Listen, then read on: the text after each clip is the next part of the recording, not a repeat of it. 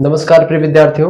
आज के वीडियो के माध्यम से हम लोग चर्चा करेंगे बीए सेकंड सेमेस्टर के बच्चों के लिए होम साइंस के अति लघु उत्तरीय, लघु उत्तरीय और दीर्घ उत्तरीय टाइप के प्रश्नों के बारे में और उनके उत्तर को बहुत ही बारीकी के साथ समझाते हुए हम आगे बढ़ेंगे।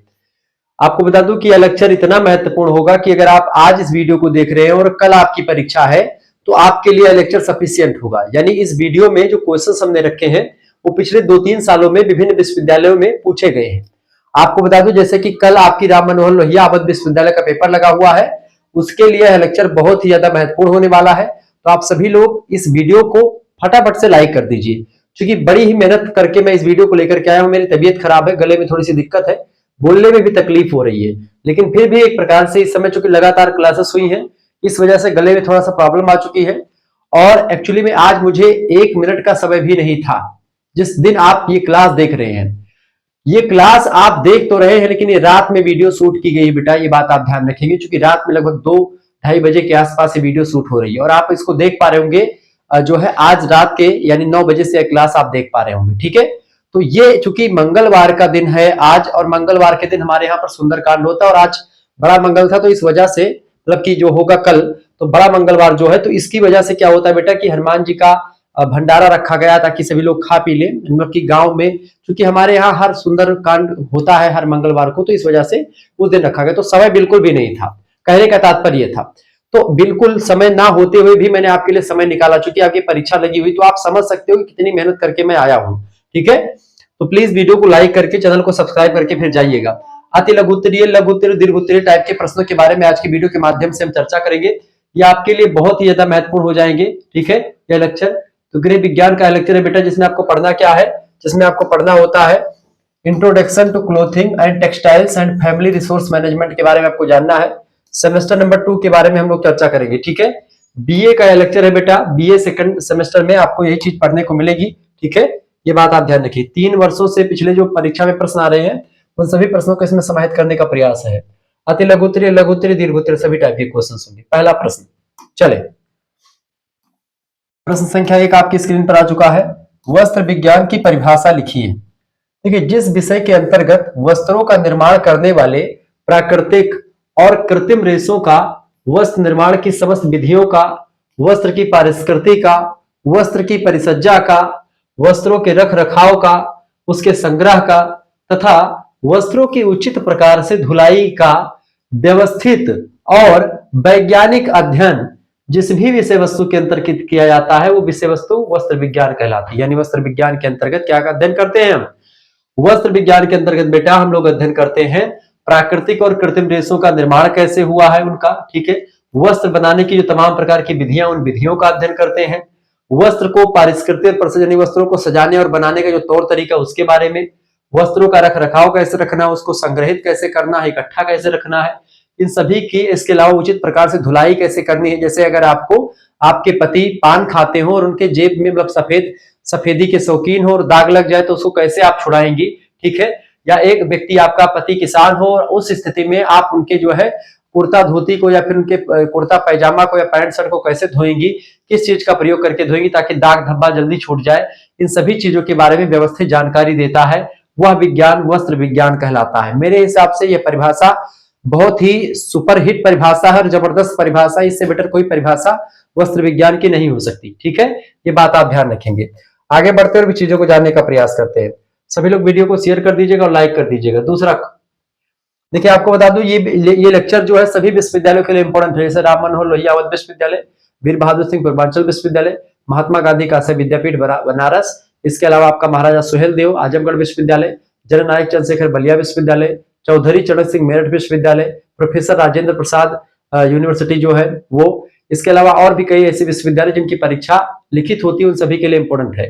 बाकी ऑब्जेक्टिव परीक्षाओं के लिए ऑलरेडी लेक्चर्स अवेलेबल है, आपने नहीं देखा तो प्लीज देख लीजिएगा। ठीक है, तो परेशान नहीं होना, सभी विश्वविद्यालयों के लिए इंपॉर्टेंट है जहां पर परीक्षा लिखित हो रही है। दूसरा क्वेश्चन आप देखेंगे बेटा, वस्त्र व्यक्तित्व निर्माण में किस प्रकार सहायक होते हैं, यानी कि वस्त्र से व्यक्तित्व निर्माण कैसे होता है। देखिए, पर्सनालिटी आपकी वस्त्रों के माध्यम से दिखती है। जैसे आज मैं ब्लैक पहना हूं, मैं अपनी शक्ल जब फोन में या फिर इसमें कैमरे में देख रहा हूं, ठीक है, या जब वीडियो देखता हूं अपनी, तो मुझे अपने आप से ही प्यार हो जाता है, क्योंकि ये शर्ट जो मैं पहन के पढ़ा रहा हूं ये मेरे ऊपर अच्छी लग रही है, मुझे लग रहा है जहां तक, और दूसरे शर्ट में हो सकता हूं तो एकदम बंदर जैसे लगता हूं। ठीक है, लेकिन यहाँ पर मुझे बहुत अच्छा लग रहा है, मैं अपना चेहरा ही बार बार देख रहा हूं। क्लियर। लेकिन जैसे वस्त्र जो होता है, ये आप जैसे शादी ब्याह में एक दूल्हा दुल्हन जो होता है बढ़िया, जब लहंगा पहनती दुल्हन, तो दुल्हन, हर एक दुल्हन एक जैसी प्रतीत होने लगती है। ये लगता है कि वो एकदम से दिव्य स्वरूपा कोई जो है अप्सरा मेनका और वसी आ गई है, जो है बैठी है। दूल्हा लगता है एकदम से जो है कोई बहुत बड़ा एक प्रकार से कोई देवता तुल्य व्यक्ति उतर आया है।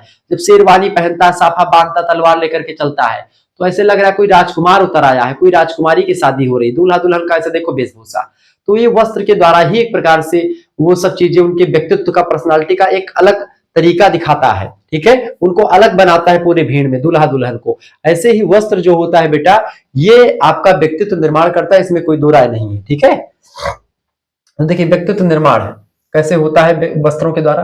देखिए उपयुक्त समय और व्यवसाय के अनुसार वस्त्र पहनने से व्यक्ति के व्यक्तित्व में आकर्षण आ जाता है। जैसे कि एक टीचर जो होता है वो अलग वस्त्र पहनता है, डॉक्टर का वस्त्र अलग होता है, एक सिपाही का वस्त्र अलग और होता है, और एक जो है सैनिक का वस्त्र अलग होता है। ठीक है, दूसरे लोग स्वतः ही उनसे प्रभावित होने लगते हैं। उचित वस्त्रों से व्यक्ति में स्वयं विश्वास उत्पन्न होता है। जैसे एक डॉक्टर, एक शिक्षक, एक पुलिस अधिकारी, दुकानदार, व्यापारी और जैसे जो है ड्राइवर, ठीक है, कंडक्टर, सभी की उचित वेशभूषा होती है जो आकर्षण के केंद्र होते हैं।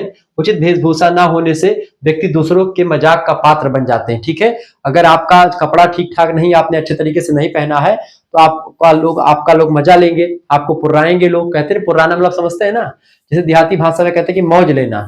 ठीक है, उसी को बोलते हैं अवधि में, हमारे गांव में पुर्राना कहते हैं उसको। पुर्राना मतलब होता है कि पू पू करते हैं लड़के, मौज लेने लगते हैं। ठीक है, तो कुत्ते भी, यहां तक कि अगर आप बेकार कपड़ा पहन करके निकलोगे बड़ा, अपने से बड़ा साइज का, तो गांव के कुत्ते भी भौंकना शुरू कर देते हैं। उनको भी पता है कि भाई ये कहीं से मंगनी लेकर के आया, फिर अच्छा नहीं है। तो एक सुटेबल, अपने व्यवसाय के अनुकूल और हर एक चीजों में वस्त्रों को पहनना चाहिए। देखिए वस्त्रों का पहनने का जो तौर तरीका होता है, पुरुषों से अधिक महिलाओं को बहुत बेटर आता है। महिलाएं जो होती हैं वो देखती हैं, देखिए जिस कलर का वो एक प्रकार से अपना ऊपर का ये कपड़ा पहनती है, क्या नाम इसको जो भी बोलते हो, फ्रॉक टॉप जो भी बोलो, उसी कलर का लहंगा वहंगा जो भी होता है, उसी कलर का उनके कान में इयरिंग रहता है, हमेशा बदलता रहता है। कम से कम 10-12 ठो इयरिंग रखे रहती लड़कियां, हर कोई भी लड़की। और जो लहंगा होता है उनके हिसाब से वो सेट करती, कौन सा नग उससे मिल रहा है उससे, तो वही कान में पहनेंगी। ठीक है, उसी कलर का जूड़ा लगाएंगे यहाँ पर, जो है जो यहाँ पर बाल में बांधने के लिए होता है। ठीक है, और उसी कलर का एक प्रकार से वो सैंडल वगैरह सोचेंगी पहनने के लिए। नेल पॉलिश भी होता है, हो सकता है उसी से मैचिंग का लगा ले, एक हाथ में लगाएंगी दूसरे में नहीं लगाएंगी, ये सब चल रहा। थोड़ा सा नाखून बड़े बड़े होने रख लेंगी, तो ये सब एक प्रकार से एक नया ट्रेंड चल रहा है। तो ये सब भी कहीं ना कहीं पे आप देखते हैं, तो वो चीज नाखून रखाना वो अलग की बात है। लेकिन वस्त्रों का एक व्यवस्थित जो क्रम होता है, वह किस वस्त्र पर, यानी सफेद पर काला पैंट चलता है, सफेद वस्त्र अगर पहने तो काला पैंट पहन ले।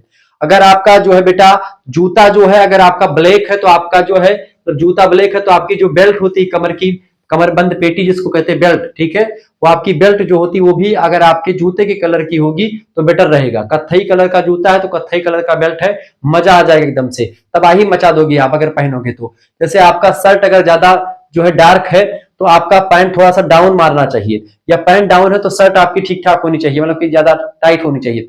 एक कलर ज्यादा हो एक कलर कम हो, इस तरीके से कॉम्बिनेशन होता है बेटा, ऐसे सब्जेक्ट कॉम्बिनेशन होता है। जैसे हिस्ट्री के साथ आपका पॉलिटी सब्जेक्ट कॉम्बिनेशन है, जियोग्राफी के साथ आपका हिस्ट्री भी कॉम्बिनेशन है, पॉलिटी भी कॉम्बिनेशन है, इको भी कॉम्बिनेशन है, हिंदी के साथ संस्कृत का कॉम्बिनेशन है, सोशियोलॉजी के साथ एजुकेशन ले ले, बड़ा अच्छा रहेगा। तो ये सारे सब्जेक्ट जो होते हैं कॉम्बिनेशन होते हैं बीए में। ठीक इसी प्रकार से बेटा, ठीक इसी प्रकार से ये भी होता है। ठीक है, तो यही सब चीजें वस्त्रों का बड़ा इंपॉर्टेंट भूमिका होती है। अगला क्वेश्चन सब देखेंगे। अगला प्रश्न है, वस्त्रों की दृष्टि से रंग चयन का क्या महत्व है? रंग, देखिए व्यक्ति की वेशभूषा में रंगों का बड़ा ही महत्व योगदान होता है, क्योंकि रंगों का उचित चुनाव घटिया वस्त्र को भी अच्छा बना देता है। रंगों के आधार पर ही प्रत्येक व्यक्ति रुचि का आभास होता है। अधिक काले रंग के व्यक्तियों को हल्के रंग के वस्त्र पहनने चाहिए, जो बहुत करिया करिया एकदम से करेला जैसे, करेला हरा होता है, इसे कोयराला एक होता है, ठीक है, करिया करिया तारकुल जिसको कहते, तो एकदम से तारकुल जैसा व्यक्ति होकर तो हल्के रंग का पहने। ठीक है, और एकदम से गोरा गोरा हो, पिसान जैसे उज्जर उज्जर हो व्यक्ति, तो उसको क्या पहनना चाहिए? उसको जो है गहरे रंग का वस्त्र पहनेगा तो जमेगा। ठीक है, ये बात आप ध्यान रखेंगे। मौसम के अनुसार भी आप पहन सकते हैं, जैसे गर्मियों में आप हल्के रंग के कपड़े पहने, ठंडियों में आप गहरे रंग के कपड़े पहन सकते हैं। ठीक है, इन सभी वस्त्रों का चुनाव होता है। रंगों का चुनाव शरीर की लंबाई के अनुसार भी करना चाहिए, जैसे कि गहरे रंगों का प्रयोग अगर करेंगे तो शरीर की लंबाई अधिक आपको लगेगी, यानी आप गाढ़े रंग का वस्त्र पहनेंगे तो आपकी लंबाई अगर छोटी है तो आपकी लंबाई बड़ी लगने लगी, यानी कि छोटे व्यक्तियों को, नाटे व्यक्तियों को गाढ़े कलर का वस्त्र पहनेंगे तो थोड़ा सा लंबाई उनकी बड़ी प्रतीत होगी। लेकिन वही छोटे व्यक्ति अगर जो है भूरे कलर का वस्त्र पहनेंगे, बहुत मटिया मैलान वस्त्र पहनेंगे तो और छोटे लगेंगे, ठीक है, 2 फुट और छोटा ही बढ़ेगी। और जो लंबे व्यक्ति हैं वो एक प्रकार से जो है तो हल्के रंगों से शरीर की लंबाई कम दिखती है। तो आयु को ध्यान में रख करके भी रंगों का प्रयोग करना चाहिए, ठीक है। जैसे रंग बिरंगे कपड़े जो होते हैं, लाल पियर ऐसे तमाम प्रकार कपड़े जो होते हैं बच्चे पहनते हैं तो उन पर बड़ा अच्छा लगता है। तो इस तरीके से रंग जो होते हैं मनुष्य के शरीर का व्यक्तित्व निर्धारित करते हैं। ये बात आप ध्यान रखें। वस्त्रों के द्वारा, वस्त्रों का तमाम महत्व है। वस्त्रों का चुनाव करते समय रंगों का बड़ा महत्व होता है, किस कलर का कपड़ा पहनना है ये बड़ा इंपॉर्टेंट होता है। अगला क्वेश्चन, सबसे महत्वपूर्ण प्रश्न आपके स्क्रीन पर आ चुका बेटा। प्रश्न, तंतुओं का वर्गीकरण कीजिए। देखिए तंतु कई प्रकार के होते हैं। तंतु बेसिकली 2 प्रकार के होते हैं। एक होते हैं प्राकृतिक तंतु, ठीक है, यानी जो प्रकृति के द्वारा बने हुए मिलते हैं, यानी प्राकृतिक चीजों से बनते हैं। दूसरे होते हैं कृत्रिम, जिसको मनुष्य बनाता है, ठीक है। प्राकृतिक तंतुओं की बात कीजिए बेटा, 3 प्रकार का होता है। एक होता है वनस्पतिक तंतु। वनस्पतिक तंतु मतलब होता है जो वनस्पति से बनता है। वनस्पति में जैसे कि अभी मैं समझाऊंगा वनस्पति से कौन से तंतु बनते हैं। जैसे कि एक तो वनस्पति से मान लेते कोई पेड़ पौधा, तो पेड़ पौधा का जो बीज होता है ये तो बीज से बनता है। तंतु, तंतु माने होता है धागा, ठीक है। तंतु माने क्या होता है? धागा। जैसे वनस्पति से बीज वाले में से कपास आ गया। जैसे कपास क्या बनता है? कपास तंतुओं से यानी बीज से बनता है, ठीक है। और वनस्पति में ही प्राकृतिक तंतु, वनस्पतिक तंतु में तने से तंतु बनते हैं। तने में जैसे कि किससे बनता है? तने से। जैसे लिनन जो होता है तने से बनता है, ठीक है। जूट जो होता है तने से बनता है, हेम्प भी तने से बनता है। लिनन और जूट का वृक्ष जो होता है एक जैसा होता है। अमेरिका वगैरह में लिनन का वृक्ष पाया जाता है और भारत में उसी को जूट कह सकते हैं, ठीक है। जूट के वृक्ष जो होते हैं बेटा, आप पेटुआ समझते हैं? पेटुआ गांव वगैरह हरा हरा वृक्ष होता है, मक्के के साथ बोया जाता है। मैंने बड़ी खेती करी है इसकी, पेटुआ की। लिनन फ्लाक्स नाम के वृक्ष से बनता है, निकाला जाता है। उसके ऊपर का चमड़ा जो होता है उसी को निकालते हुए सन होता है, तो ये लिनन होता है। ऐसे ही जूट होता है, उसको भी निकाला जाता है। एक एक महीना तक जो है उसमें तालाब में फेंक देते जाकर के पेटुआ का वृक्ष, वो फूल जाता है। फिर उसका चमड़ा निकालते हैं ऊपर का, मतलब कि जो होता है वृक्ष का। फिर उसको एक प्रकार सन बनाते हैं। उसी से जो आलू वाला बोरा होता है ना, वही जूट का बनता है, तो वो जूट वो है, ठीक है। ऐसे ही हेम्प होता है, तो हेम्प, लिनन और जूट ये तने से बनते हैं, ठीक है। वस्त्र मतलब कि किससे? वृक्षों के तनों से बनते हैं। तो वनस्पतियों के तनों से बनते हैं लिनन, जूट और हेम्प, ठीक है। वनस्पतियों के बीज से क्या बनते हैं? कपास बनता है। कपास यानी सूती वस्त्र जिसको कहते हैं, कॉटन वाले वस्त्र, उसके बीज से बनते हैं। तो इस तरीके से वनस्पतिक तंतु हो गया प्राकृतिक तंतुओं में। प्राकृतिक तंतु में केवल वनस्पतिक तंतु नहीं बल्कि आपका दूसरा होता है जांतव तंतु और तीसरा होता है खनिज तंतु। जंतुओं से जो वनस्पतियों में, मतलब कि प्राकृतिक तंतु में जंतु होते हैं। जंतु मतलब कि जानवरों से। अब जानवरों से एक तो पहले भेड़ वगैरह से रेशम, जो है रेशम के कीड़ों से रेशम वस्त्र यानी कि जो है रेशमी वस्त्र प्राप्त कर ले जाते हैं, ठीक है। इसको आप बोल सकते हैं सिल्क, ठीक है। और दूसरा होता है ऊन, भेड़ वगैरह के बाल से निकाल करके ऊन का निर्माण होता है। तो ऊन और रेशम ये जंतुओं से बनते हैं। किससे बनते हैं? ऊन और रेशम, ये जो तंतु हैं, धागे इनके किससे बनते हैं? ये धागे बनते हैं बेटा किससे? जंतुओं से बनते हैं। ऐसे ही तीसरा होता है प्राकृतिक तंतु में जो खनिज तंतु, मतलब खनिज। खनिज क्या होता है? जैसे सोना चांदी के वस्त्र जो है पहले राजा महाराजा पहनते थे, पितामह भीष्म, अंगराज कर्ण, ये सब सोने चांदी के वस्त्र पहनते थे, आपने देखा होगा, ठीक है। तो ऐसे ही दुर्योधन, दुशासन, अर्जुन, नकुल, भीम सब आप देखते हैं अलग अलग वस्त्र पहनते हैं। तो सोने चांदी के वस्त्र वो खनिजों के वस्त्र है। तो समझ में आ गया, प्राकृतिक तंतु जो होता है वो 3 प्रकार का होता है। वनस्पति से बना हुआ तंतु, दूसरा जंतु से बना हुआ तंतु और तीसरा खनिज से बना हुआ तंतु। तंतु माने धागा, ठीक है। धागा, तंतुओं से ही धागा बनता है, ये बात ध्यान रखेंगे। वनस्पति से कौन से तंतु बनता है? बीज वाले तंतु और तना वाले तंतु। बीज से कपास बनता है और तने से लिनन, जूट और हेम्प बनता है, ठीक है। ऐसे ही जंतुओं से, जंतुओं में एक होता है रेशम, रेशम का कीड़ा होता है, उसी का एक प्रकार से निकाला जाता है। रेशम के कीड़े से सूत निकाला जाता है, धागा निकाला जाता है। और ऊन जो होता है बेटा, ये एक प्रकार से भेड़ वगैरह के बाल को काट करके बनाया जाता है, ठीक है। ऐसे खनिज से सोना चांदी। तो ये हो गया आपका भैया प्राकृतिक तंतु। ऐसे ही होता है कृत्रिम, यानी जो मनुष्य बनाता है। कृत्रिम तंतु 2 प्रकार का, एक तो रासायनिक विधि से बनाया जाता है और दूसरा मनुष्य के द्वारा बनाया जाता है, निर्मित है। मनुष्य के द्वारा निर्मित जो एक प्रकार से कृत्रिम तंतु, उसको बोलते हैं रियान, बड़ा फेमस तंतु है। इसके कई वस्त्र आपको मिलते हैं। तो रियान जो है मानव निर्मित तंतु है। इसके अलावा कृत्रिम तंतु जो है रासायनिक तंतुओं में आप तमाम प्रकार तंतु बनते हैं, जैसे कि नायलान हो गया, डेकरान हो गया, एक्रिलान हो गया और आरलान हो गया। ये 4 प्रकार के जो वस्त्र होते हैं, धागे होते, तंतु होते हैं, ये एक प्रकार से रासायनिक क्रिया करके, रासायनिक अभिक्रिया करके, तमाम प्रकार के प्रोडक्ट एक दूसरे में मिला करके इसको बनाया जाता है और उससे फिर धागे निकाले जाते हैं, ठीक है। ये बात आप ध्यान रखेंगे। तो इस तरीके से ये तंतुओं का वर्गीकरण हो गया। इससे बाहर कुछ नहीं है, यही सारे पूरे तंतुओं से आपसे प्रश्न पूछे जाते हैं। इसको मैंने विस्तार से आपको समझा दिया, आपके समझ में आ गया होगा। आगे देखिएगा, तो यहाँ पर अगर आपको हमारे साथ जुड़ना है, हमारे कोर्स में ज्वाइन होना है, या हम हमारे कोर्स में ज्वाइन होना है, पीडीएफ प्राप्त करनी है सभी चीजों की, तो आप पीडीएफ प्राप्त कर सकते हैं। बिल्कुल मात्र 100 रुपए फीस जमा करके आप हमारे साथ जुड़ सकते हैं। 9161936062 इस नंबर पर आपको व्हाट्सएप पर एसएमएस करना है। आपको अपना नाम, अपनी यूनिवर्सिटी का नाम, अपने सब्जेक्ट के नेम लिख करके आपको भेज देने हैं। ठीक है, आपके सेमेस्टर में अपने सेमेस्टर के नाम लिख करके भी भेज दीजिएगा। ठीक है, अपने सेमेस्टर का नाम लिख करके भी भेज दीजिएगा। मात्र 100 रुपए फीस आपके लिए रखी गई है। आपके पास एक स्कैनर भेजेंगे, उसी स्कैनर पर आपको 100 रुपया फीस जमा कर देना। कितने रुपए बेटा? 100 रुपए आपको फीस जमा कर देने होगा। यहाँ पर आपको लाइव क्लास की लिंक मिलेगी, वीडियो लेक्चर्स मिलेंगे, ठीक है, पीडीएफ नोट्स आपको मिलेंगे, ठीक है, सभी कुछ आपको मिल जाएगा जो भी आप चाहेंगे। ठीक है, ग्रुप से जोड़ दिया जाएगा आपको।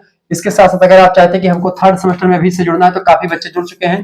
थर्ड सेमेस्टर के लिए भी सेम प्रोसेस है, आपको यही करना है। नंबर पर व्हाट्सएप पर एसएमएस कीजिएगा, नाम, नाम, सब्जेक्ट नेम और अपना सेमेस्टर के हम थर्ड सेमेस्टर कोर्स लेंगे गुरुजी, हमारी यूनिवर्सिटी ये है, हमारे सब्जेक्ट ये है, हमारा नाम ये है। और आपको वहां पर क्या होगा, 6 महीने तक की आपकी क्लास आपको मिल जाएगी। इसमें अभी जुड़ जाइएगा तो आपका फायदा होगा। बाद में जब पेपर होता है तो पेपर के एक दिन पहले आप आते हो, कहते हो गुरुजी फ्री में दे दो, अब तो हो गया सब, तो फ्री में गुरुजी काहे के लिए दे दे आपको? जब गुरुजी मेहनत करके आपके लिए पढ़ा रहे हैं तो एक दिन पहले आप आओगे, गुरुजी बोलोगे गुरुजी फ्री में दे दो। ठीक है, अब तो एक दिन परीक्षा बची है, तो फिर उससे गुरुजी से कोई मतलब नहीं। एक दिन पहले पढ़ोगे तब भी 100 रुपए लगेंगे, और 6 महीना पहले कोर्स में ज्वाइन होगे तब भी 100 रुपए आपके लगेंगे। तो इसको लेकर के कोई भ्रमित मत होइएगा। हाँ, एक बात ये आपके लिए जरूर कर दी गई वरीयत कि अगर आप जो है सेकंड सेमेस्टर में भी जुड़ना चाहते हैं तो सेकंड सेमेस्टर और थर्ड सेमेस्टर दोनों का आपके लिए व्यवस्था कर दी गई है। तो अगर दोनों का अगर सेकंड का केवल लेंगे तब भी 100 रुपए लगेंगे, और थर्ड का लेंगे अलग से तो तब भी आपके 100 रुपए लगेंगे, चाहे जब लीजिएगा। ठीक है, 100 रुपए फीस है। पीडीएफ नोट्स वगैरह, ग्रुप वगैरह जोड़ा जाता है आपका, और विस्तार से उसमें आपके डाउट क्लियर सब कुछ किए जाते हैं। अब यहाँ पर आपके लिए क्या है, अगर दोनों एक साथ मिले तो आपके लिए व्यवस्था कर दी गई कि केवल 150 रुपए ही आपके लगेंगे इस समय। ठीक है, तो केवल 150 रुपए में दोनों का हो जाएगा, सेकंड सेमेस्टर का पूरा और थर्ड सेमेस्टर की पूरी क्लास, और साथ में PDF notes, previous year question paper, revision class, model paper, marathon class, objective model paper revision class, और इसके अलावा लिखित मॉडल पेपर रिवीजन क्लास, सबकी पीडीएफ, सबका वीडियो लेक्चर, सब कुछ आपको मिल जाएगा, प्लेलिस्ट की लिंक, सब कुछ इकट्ठा आपको सब कुछ मिल जाएगा। ठीक है, और जब भी क्लास होगी लाइव क्लास की तो ग्रुप में लिंक जाएगा, उससे आप थर्ड सेमेस्टर वाले वीडियो देखते रहिएगा। सेकंड सेमेस्टर का भी ग्रुप है, अभी वहां पर भी लाइव क्लास होती है, जैसे क्लास मिली होगी लाइव क्लास बच्चों को, तो ये सब आपको मिलती रहती है। लाइव क्लास के बाद तुरंत इसकी पीडीएफ भी ग्रुप में चली जाएगी। चलिए, तो फटाफट से जुड़ सकते हैं आप सभी लोग। मेरे हिसाब से सभी को अभी से थर्ड सेमेस्टर में भी ज्वाइन हो जाना चाहिए। ठीक है, 150 रुपए का कोर्स लीजिए, 50 रुपए में आपका सेकंड का हो जाएगा, थर्ड सेमेस्टर का पूरा 100 रुपए में। ठीक है, चलिए, और वैसे कहेंगे कि अभी 50 रुपए गुरुजी मैं कर दे रहा हूं और आप सेकंड का दे दो, तो बिल्कुल भी नहीं मिलेगा, ये बात आप ध्यान रखेंगे। ठीक है, चलिए, इतनी मेहनत की जाती है, उसके बाद में फिर आप लोग जो है ऐसे जब आते हैं और एक दिन पहले सोचते हैं कि सब कुछ गुरुजी हमको पीडीएफ भेज दे, बस पीडीएफ में पढ़ ले, बस चले जाए। तो गुरुजी क्यों पीडीएफ आपके पास भेज? गुरुजी का कोई मतलब, वीडियो भी नहीं देख रहे हो, केवल पीडीएफ से पढ़ के जा रहे हो, तो गुरुजी का तो कोई फायदा होगा नहीं। तो गुरुजी बिना फायदे कैसे क्या करेंगे? एक्चुअली में ये देखिए, ये मत कहिए कि गुरुजी आप ऐसा बोल रहे हैं या फिर आप जो है फायदा देख रहे हैं, या फिर देखिए फायदा नहीं होगा अगर मेरा, तो मैं इतनी मेहनत कर रहा हूँ, इतने पैसे मैं भी खर्च कर रहा हूँ। जैसे वीडियो ऐसे नहीं बन जाता है, उसके पीछे मेहनत लगती है और उसके पीछे पैसे खर्च होता है। लाइट से लेकर के दुनिया भर के खर्चे जो लगते हैं, पूरा सिस्टम बैठाने में बहुत खर्चे लगते हैं, उसको पहले कर्जा लेकर के लाना पड़ता है, लगाना पड़ता है, उसके बाद में जब थोड़ा बहुत पैसे उसे निकल जाते हैं तो फिर हो जाता है। वो भी आप जान लीजिए अपने खर्चे का पैसा बस केवल निकल पाता है।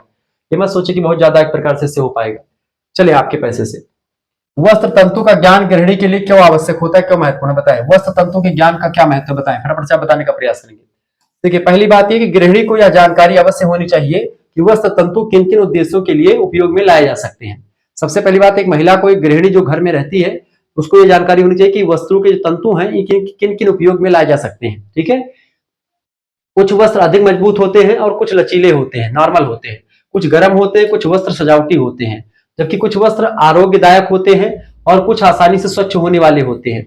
इस प्रकार विभिन्न गुणों और विशेषताओं वाले वस्त्र उपलब्ध होते हैं। गृहिणी को अपनी आवश्यकता का निर्धारण कर इस इनमें से उपयुक्त वस्त्र का चयन कर देना चाहिए कि उसको क्या चाहिए, क्या जरूरत है, और उसकी जरूरत के अकॉर्डिंग से उसको वस्त्र मिल जाएंगे। ठीक है, ध्यान रखिएगा।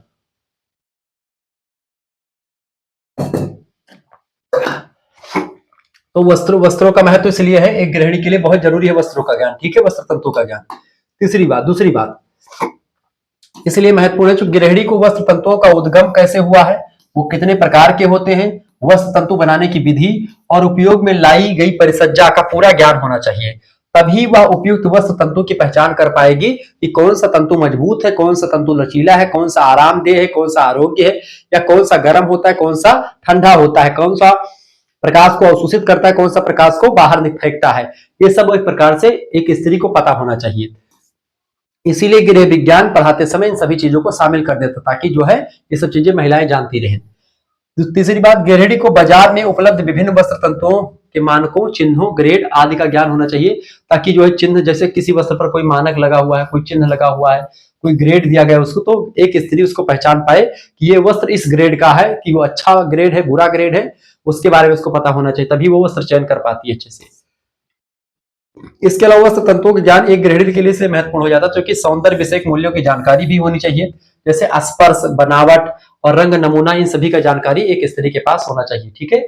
इसके अलावा गृहिणी को अच्छा खरीदार भी होना चाहिए, ताकि वह वस्त्र तंतुओं को सही जांच करके विवेकपूर्ण चुनाव कर सके। ठीक है। प्रत्येक गृहिणी को बेटा अपने धन का उचित समय पर व्यय तभी कर सकती है जब वह इन सभी विषय में रुचि लेकर के नवीन जानकारी प्राप्त करने का प्रयास करेगी, इन सभी चीजों के बारे में जानेगी, तब दुकान पर जाकर के अच्छे से खरीदारी कर पाएगी।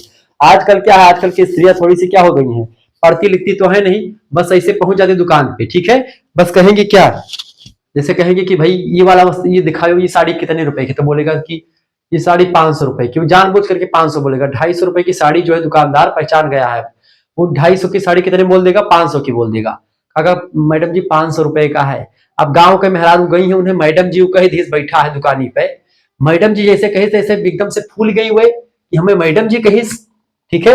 अब घरे तो पति उन्हें हरदम से खाना लाओ रे ऐसे बोलते हैं। अब कोई इतना प्यार से बोल दिया कि अरे अरे मैडम जी बैठिए, पानी वानी पिला दिया, मान लेते हैं। ये ट्रिक होती है उन लोगों की जो दुकान खोले थे कपड़ा की। तब मान लेते हैं मैडम जी बैठो, पानी वानी पियाइस, तो आप एकदम से प्रसन्न हो गए, पहले से फूल लोढ़ा हो गए एकदम से कि अरे दादा अब तो मार गिरायन। ठीक है, हमें मैडम कहिस, तो इससे पहला प्रभाव जमा लिया। दूसरा क्या है, जैसे आपने वस्त्र पूछा तो कहा मैडम जी आपके ऊपर बहुत अच्छा लगेगा, पूरा ऐश्वर्या राय आप लोगों को, ऐसे बोलेगा। अब जैसे इतना बोल दिया तैसे और एकदम से गुब्बारा। अब जैसे क्या हुआ, अब जैसे इतना बोल दिया तैसे एकदम से अरे ठीक है कितने रुपए भैया, ये तो तुरंत बोलेगा 250 रुपए की साड़ी रे 500। नहीं भैया 500 रुपया नहीं, हम बहुत दिन लेके गए ना, भाई ये लेके गए ना बगलिए से आपके, वही दुकनिया से 300 रुपए में दीन ना हमें। तब कहे मैडम जी 300 रुपए में नहीं आवत है, अब आपके बात ही तो ये वजह से हम जो है आपका जो है ना आप वाली ना हमार वाली, यह का आपका कह दे कितने के 400 रुपए कम दे, वो 1 रुपया कम ना करब। तब तक जिन्हें तीसर बैठी रही उनके बहन या चाची अब बगल के नंद भौजाई क्यों बैठी रही है, कहे ठीक है अच्छा 400 नहीं लेकिन 350 रुपए एकदम दे दियो। अब 250 के सड़िया 100 रुपया मुनाफा पाओ तो अच्छा ठीक है 350 रुपये निपटा दी। ठीक है, ये हुआ थी बेचे ट्रिक। तो अब बेचने वाले भी इसे एकदम से बढ़िया हो गए हैं, जैसे जैसे रोगिया चाहे वैसे बतावे। तो अगर आप जानकार होंगे तभी बच पाएंगे, नहीं आज के युग में आपको सभी लूटने के लिए बैठे हुए हैं मार्केट में। आप जाओगे दुकान पर या कहीं शॉपिंग मॉल में, तिगुना चौगुना दाम लगा करके उस पर चिपकाया जाता है, 25% डिस्काउंट बोलेंगे और बस डिस्काउंट के नाम पर आप खरीद लोगी, कोई मतलब नहीं रहेगा। तो ये सब चीजें आपको पहचानना कि भाई वस्त्र उस लायक है कि नहीं है। ठीक है, चलिए अब जिसके कपड़े वपड़े की दुकान होगी वो एक प्रकार से मत सोचिएगा कि जो है गुरु जी ऐसा बोल रहे हैं। चले अगला क्वेश्चन आ चुका है, वस्त्रों का मानव जीवन में क्या महत्व है अथवा वस्त्रों से व्यक्तित्व बनता है, इस कथन की समीक्षा कीजिए। देखिए वस्त्रों से व्यक्तित्व बनता है, वस्त्रों का महत्व बहुत ज्यादा है, कई बिंदुओं से हम स्पष्ट कर सकते हैं। जैसे कि पहले शरीर के अंगों को आवश्यक मतलब की आवरण प्रदान कर, शरीर के अंगों को ढकने के लिए वस्त्र होता है। अभी जैसे मैं काला वस्त्र पहन के पढ़ा रहा हूं तो हमारा अंग ढका हुआ है, हम अच्छे दिख रहे हैं। अभी हम जो है एक वस्त्र निकाल करके पढ़ाएंगे तो एकदम से बेकार दिखेंगे, आप लोग शायद जो है कमेंट वमेंट बंद करके डिसलाइक मार करके भाग जाओगे। तो वस्त्र जो होते हैं एकदम से क्या करते हैं, ये बेटा क्या करते हैं, आपका महत्व दिखाते हैं कि वस्त्र आपने कितने जबरदस्त पहने हैं। तो वस्त्र से एक प्रकार से क्या होता है, आपका महत्व डिसाइड होता है। क्लियर, समझ में आ रही चीज है ना, तो वही चीज है। तो मानव अपने शरीर के कई अंगों को संकोच पर प्रदर्शन नहीं करना चाहता है, अतः उन्हें ढकने हेतु वस्त्र आवरण के रूप में कार्य करते हैं। वस्त्र जो है तन को ढकने के लिए होता है। सुदामा जैसे कि न तन पे है पगड़ी न सर पे है जामा, तो भाई वो ढकने के लिए वस्त्र जरूरी होता है, शरीर को गर्म रखते हुए रखने के लिए। ठीक है, देखिए विशेष रूप से शीत ऋतु में ठंडी के महीने में आप जब वस्त्र पहनते हैं तो आपको गर्माहट महसूस होती है, वस्त्र का आप ढका रहता है। ठीक है, व्यक्तियों को अपने शरीर को गर्म कर रखने के लिए वस्त्रों की आवश्यकता होती है। तीसरी बात, सौंदर्य वृद्धि के लिए वस्त्रों की जरूरत होती है। वस्त्र न केवल आवरण प्रदान करते हैं बल्कि सुंदरता भी बढ़ाते हैं। जैसे कि हम ब्लैक वस्त्र पहने हैं तो आज एकदम से जम रहे हैं, मजा आ रहा है। ठीक है, अब इसी पे एक दूसरा वस्त्र पहन लेंगे तो थोड़ा सा, अगर वस्त्र ना पहनो तो बेकार लगोगे। तो वस्त्र जो होते हैं ये आपकी सुंदरता को बढ़ा देते हैं, सौंदर्य वृद्धि के लिए वस्त्र जो है बहुत जरूरी होते हैं। चौथी बात है समाज में प्रतिष्ठा हेतु। जैसे आप बढ़िया वस्त्र पहनेंगे, मुफ्ती का शर्ट पहन लिए हैं, किलर का पहन लिए हैं, या एक प्रकार से पैंट बढ़िया स्पार्की का पहन लिए हैं, या जूता बढ़िया रेड चीप का, या फिर और बड़ी कंपनी का पहन लिए हैं, बाटा कंपनी चप्पल पहन करके निकल रहे हैं, तो जो देखेगा तो लगेगा कि भाई हाँ व्यक्ति जो है उसके अंदर दम है, ठीक है, उसने बहुत बढ़िया कपड़े पहने हैं। तो वस्त्र प्रतिष्ठा आपकी बढ़ जाती है। वस्त्रों के द्वारा अपनी संपन्नता का प्रदर्शन किया जा सकता है। व्यक्ति अपनी आर्थिक स्थिति या समाज में अपने स्थान का प्रदर्शन वस्त्रों के माध्यम से कर सकता है। वस्त्रों से समाज में प्रतिष्ठा भी मिलती है, ठीक है, ध्यान रखिएगा। इसके अलावा कार्य क्षमता में वृद्धि भी होती है। कार्य से संबंधित कठिनाइयों से बचने के लिए, जैसे पानी, उष्मा, ठंडक आदि से बचने के लिए व्यक्ति अपनी कार्य क्षमता को बनाए रख सकता है या उसमें वृद्धि भी कर सकता है वस्त्रों के द्वारा, ठीक है। तो वस्त्र जो होते हैं बहुत जरूरी होते हैं हर एक चीज के लिए, ठीक है। तो ये वस्त्रों के लिए उपयोगी, मतलब ये बता दिए वस्त्रों का महत्व इसी वजह से, चूंकि ये सारी चीजें वस्त्र प्रदान करते हैं हमको, ठीक है। आगे देखते हैं, अगला क्वेश्चन आपके स्क्रीन पर आ चुका, कपास की भौतिक विशेषताएं बताएं। कपास जो होता है क्या तंतु है भैया, एक जो है वानस्पतिक तंतु है, बीज से बनने वाला, ठीक है। कपास यानी कॉटन जिसको कहते हैं। सूती वस्त्र जो होता है इसी से बनता है, कपास से। देखिए काली मिट्टी कपास के उत्पादन के लिए बड़ी उपयोगी होती है, ये बात भी ध्यान रखेंगे। संगठन देखिए कपास का कैसे होता है। कपास का तंतु मुख्यतः सेलुलोज रेशों का बना होता है, जिसमें 82 से 90% तक क्या होता है, जल का अंश होता है, तथा 5 से 8% तक अन्य प्राकृतिक अशुद्धियां इसमें विद्यमान रहती कपास में। दूसरी बात है रचना और रूप इसका क्या है। देखिए यही एक प्रकार से इसकी भौतिक विशेषताएं हैं। अणुवीक्ष यंत्र के द्वारा देखने से प्रतीत होता है कि कपास का तंतु चपटा बल खाए फीते के समान रहता है, ठीक है। जब यह कच्चा होता है तो बनावट में नली के समान होता है, नली में रस भरा रहता है। जब यह पक जाता है तो उसका रस सूख जाता है, नली नष्ट हो जाती है, तथा तंतु जो होता है फीते के समान दिखाई पड़ने लगता है, जो उसमें भरा जाता है प्रोडक्ट वो सूख जाता है। इसी कारण से कपास के तंतुओं में चमक होती है, और ना ही लचक होती है। चमक और लचक इसमें नहीं, चूंकि सूखा रहता, सूखा रहता है एकदम से वस्त्र, ठीक है। बाकी रेशमी वस्त्र में क्या होता है, एकदम से चमक होती है। क्लियर।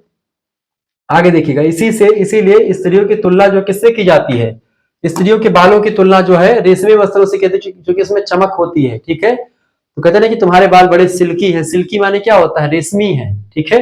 ये रेशमी जुल्फे या शरबती आंखें, तो रेशमी जुल्फों की तुलना जो है, मतलब बालों की तुलना रेशम से करी जाती है, ठीक है।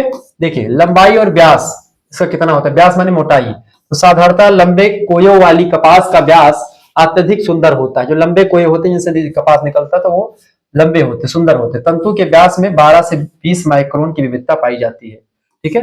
रंग इसका कैसा होता है, समस्त प्राकृतिक तंतुओं में कपास का तंतु सर्वाधिक सफेद रंग का होता है, किंतु कच्ची कपास में नाइट्रोजन आदि के तत्व होने की वजह से उसका रंग भूरापन लिए हुए दिखाई पड़ता है। ब्लीचिंग जब हो जाती है, साफ सफाई हो जाती है इसकी, उसके बाद में इसकी सफेदी बहुत ज्यादा बढ़ जाती है कपास की, ठीक है, क्रियाओं के द्वारा, ब्लीचिंग के द्वारा। इसके अलावा स्वच्छता, देखिए कपास का तंतु दूसरे चिकने तंतु जैसे कि रेशम, लिनन, रियान के समान तो स्वच्छ नहीं होता, किंतु अन्य तंतुओं की अपेक्षा इसकी धुलाई अत्यधिक सरलता पूर्वक आप कर सकते हैं। इसको अगर पानी से पटक पटक करके धोएं तभी साफ हो जाता है। अतः यह तंतु उन सब तंतुओं में श्रेष्ठ माना जाता है जिनकी नियमित धुलाई की आवश्यकता होती है। यानी कि अगर रेशमी वस्त्रों को आप डेली धुलाई करेंगे तो फिर बेकार हो जाएगा, बहुत जल्दी खराब हो जाएगा। ऐसे ही तमाम प्रकार के वस्त्र जो है बहुत जल्दी खराब हो जाएगा, लेकिन कपास एक ऐसा वस्त्र है, कॉटन का वस्त्र जो होता है आप कितनी बार छांटो धुलो वो ऐसा का वैसा बना रहता है। एक बार इस्त्री करो, प्रेस करो, फिर देखो चमकीला एकदम से नया जैसे तैयार, ठीक है। तो ये इसकी विशेषताएं होती है, सब भौतिक विशेषताएं इसकी कपास की। कपास के रेशे पर फफूंदी का क्या प्रभाव पड़ता है बताएं। कपास के रेशे पर फफूंदी का क्या प्रभाव पड़ता है बेटा। देखिए फफूंदी का प्रभाव, सूती वस्त्रों को आर्द्रता बस मतलब की आर्द्रावस्था मतलब क्या होता है, इसमें आर्द्र माने होता है नमी धारण की हुई। आर्द्रावस्था में बहुत दिनों तक बंद स्थान पर रखने से उन पर फफूंदी लग जाती है। कपास के वस्त्रों, कॉटन के वस्त्रों को अगर आप ऐसे स्थान पर रख देंगे जहां पर नमी खूब ज्यादा होती तो फफूंदी लग सकती है वस्त्रों पर। फफूंदी के स्थान पर काली चित्तियां पड़ जाती हैं और वस्त्र गल जाता है। फफूंदी वाले वस्त्र में दुर्गंध आने लगती है। मांड वाले वस्त्र में फफूंदी और भी जल्दी लग जाती है। कृत्रिम विधि से परिष्कृत और परिसज्जा की विशिष्ट विधियों से सूती वस्त्र की फफूंदी को प्रतिरोधक शक्ति बढ़ाई जा सकती है। इस समय सूती वस्त्रों को नम अवस्था में बंद नहीं करना चाहिए, ठीक है, खुले वातावरण में रखना चाहिए सूती वस्त्रों को। पूर्णतः सूख जाने पर ही इनको वायुरुद्ध स्थान में रखना चाहिए। यानी कि आप जो है पहले अगर छाट रहे हैं या धुल रहे हैं कपड़े को धुलने के बाद में इसको ऐसी जगह पर रखें जहां पर जो है हवा बयान लगती रहे। सूती वस्त्रों में कीड़े नहीं लगते हैं, इसकी यही विशेषता होती है कि कीड़े इसमें नहीं लगते हैं। कुछ ऐसे सूती वस्त्र हैं जो ऊनी अथवा किसी अन्य प्रकार के रेशों के सम्मिश्रण से बनते हैं, उनमें कीड़े लगने की शंका रहती है, लेकिन हाँ ओरिजिनल सूती वस्त्रों में कीड़े नहीं लगते हैं। ठीक है, आगे देखिएगा। अगला प्रश्न आपके स्क्रीन पर आ चुका है, फटाफट से आप देखने का प्रयास करेंगे। लिनन यानी फ्लास्क पर अम्ल और क्षार का क्या प्रभाव पड़ता है? लिनन यानी फ्लास्क का एक पौधा होता है, उसी के तने को से जो है उसका ऊपर का भाग निकाल करके इसको बनाया जाता है। अम्ल का प्रभाव इस पर क्या होता है? यानी खट्टे चीजों का। देखिए इस संबंध में लिनन कपास के समान गुण वाला वस्त्र होता है, यानी तमाम प्रकार की मतलब कपास की जो क्वालिटी अधिकतर होती है वही क्वालिटी इसमें भी आपको देखने को मिलती है। अम्ल से लिनन को क्षति पहुंचती है, यानी कि अम्ल अगर से आप इस पर डालेंगे तो इसको हानि होगा। अम्ल का तंतु घोल, अम्ल का तनु, अम्ल का जो तनु घोल होता है, देखिए दो प्रकार के घोल होते हैं, एक सांद्र होता है और तनु घोल होता है। तो तनु घोल जो होता है उसके लिए हानिकारक सिद्ध होता है। यदि दाग धब्बे छुड़ाने के लिए एसिड का प्रयोग अनिवार्य हो जाए तो तनु घोल के रूप में ही प्रयोग करना चाहिए। साथ ही दाग छूट जाने के बाद में वस्त्र को जो है खंगोल करके पूर्णतया अम्ल रहित कर देना चाहिए, इसको जल में धुल करके एकदम से साफ सुथरा कर लें, ताकि अम्ल लगा रहेगा कुछ देर तक तो फिर दिक्कत हो जाएगी उसको। वस्त्र पर अधिक देर तक एसिड का प्रभाव नहीं रहना चाहिए, नहीं तो वस्त्र खराब हो जाएगा। ठीक है, कम समय के लिए वस्त्र का दाग छुड़ाना तो आप अम्ल का या एसिड का प्रयोग करके तुरंत छुड़ाएं, और तुरंत एसिड को फिर खंगोल करके यानी इसको खंगार करके यानी उसको फिर से पानी में बढ़िया से धुल करके फिर उसको फैला दे ताकि सूख जाए जल्दी से। क्षार का क्या प्रभाव पड़ता है बेटा? देखिए क्षार के लिए, क्षार क्या होता है? जिसका पीएच मान 7 से ज्यादा होता है उसको क्षार कहते हैं, जिसका पीएच मान 7 से कम होता है वो अम्ल होता है। ठीक है, क्षार के लिए इसमें कपास के समान ही असीम प्रतिरोधक शक्ति है। इसे मर्सराइज्ड भी कहा जाता भी किया जाता है। कड़े साबुन के प्रयोग से लिनन के वस्त्रों पर पीलापन आ जाता है, यानी कि अगर कड़े साबुन के प्रयोग से आप धुलेंगे इसको तो पीला पीला हो जाता है वस्त्र।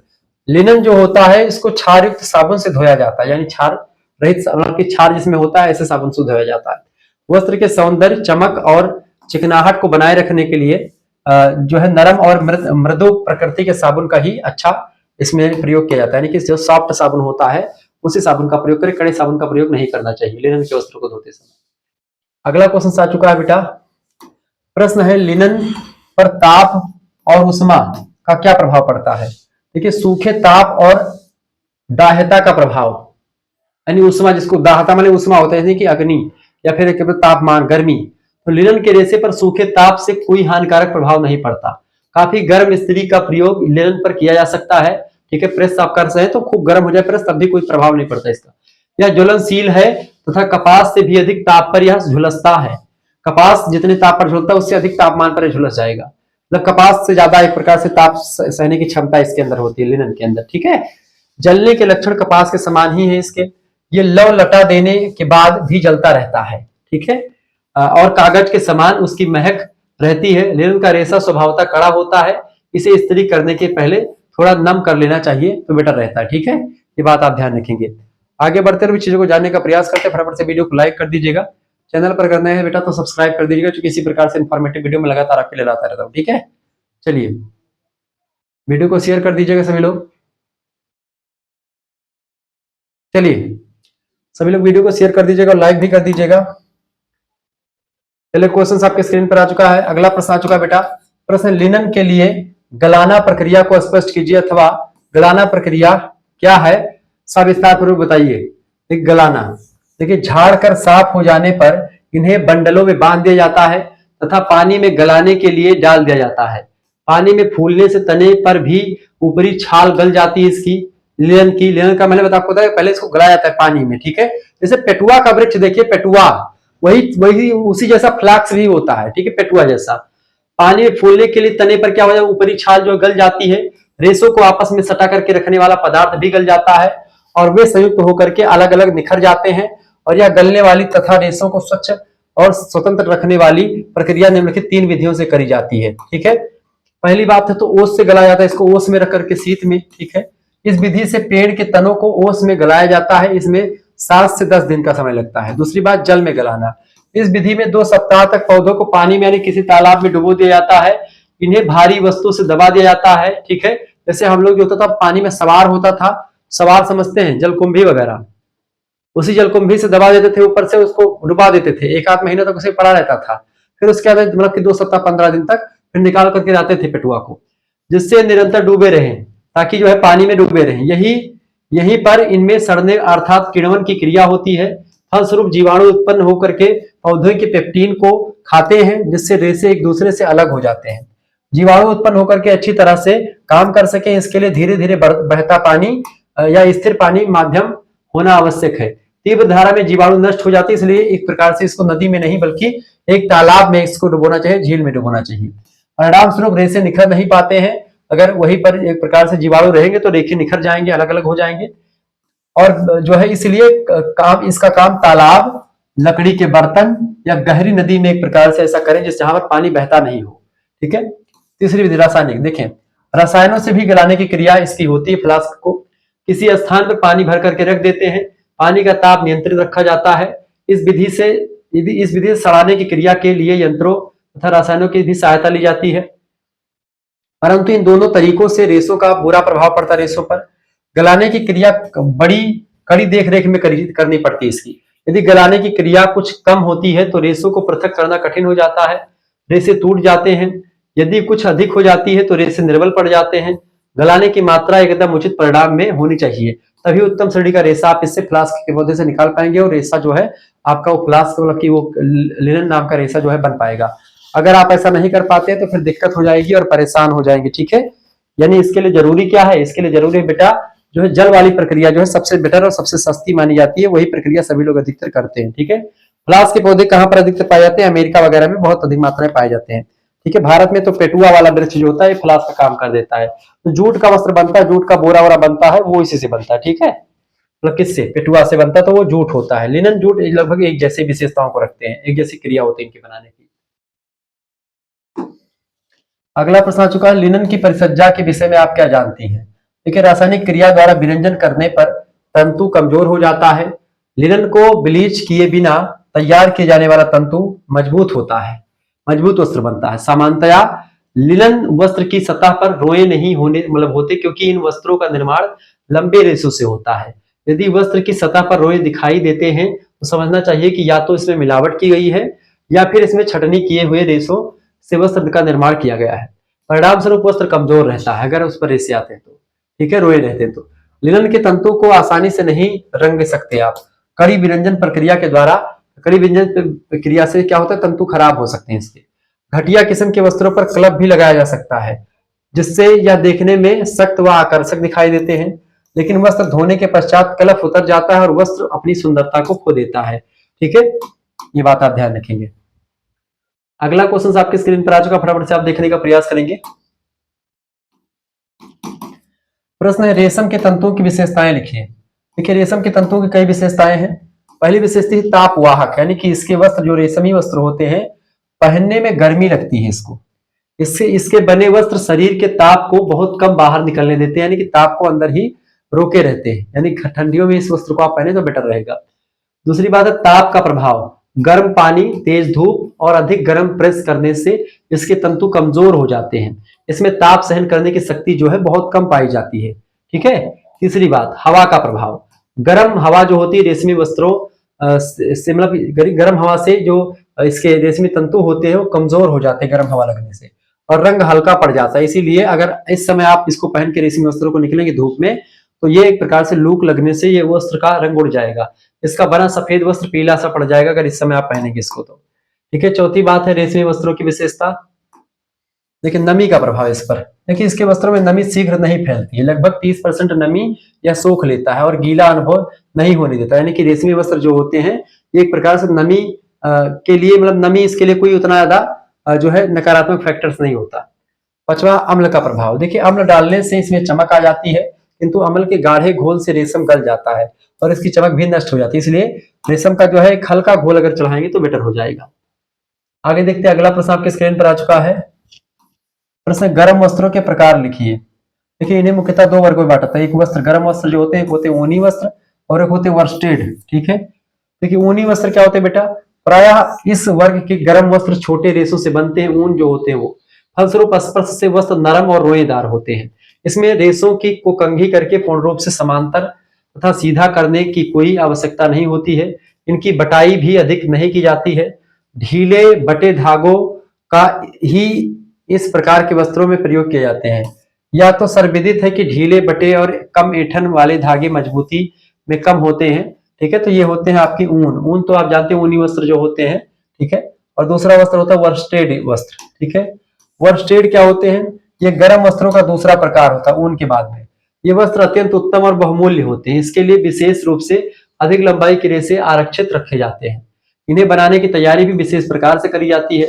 लंबे रेशों को धुनाई और कंघी करके समानांतर किया जाता है। धागा खूब अच्छी तरह से बट करके बनाया जाता है। अधिक ऐंठन देने से धागे पतले और चिकने हो जाते हैं। वर्स्टेड कपड़े जो होते हैं वजन में हल्के होते हैं और इनकी बुनाई को भी सघन रखा जाता है, यानी कि जो ऊनी वस्त्र होते हैं उनकी बुनाई थोड़ा ढीली रहती है, लेकिन ये वर्स्टेड जो होते हैं एकदम से घनी आबादी, मतलब कि घनी जो है होते हैं। अगला प्रश्न आपकी स्क्रीन पर आ चुका। ऊन के तंतुओं की विशेषताएं बताएं। फटाफट से आप बताने का प्रयास करेंगे। ऊन के तंतुओं की विशेषताएं क्या होती है बेटा?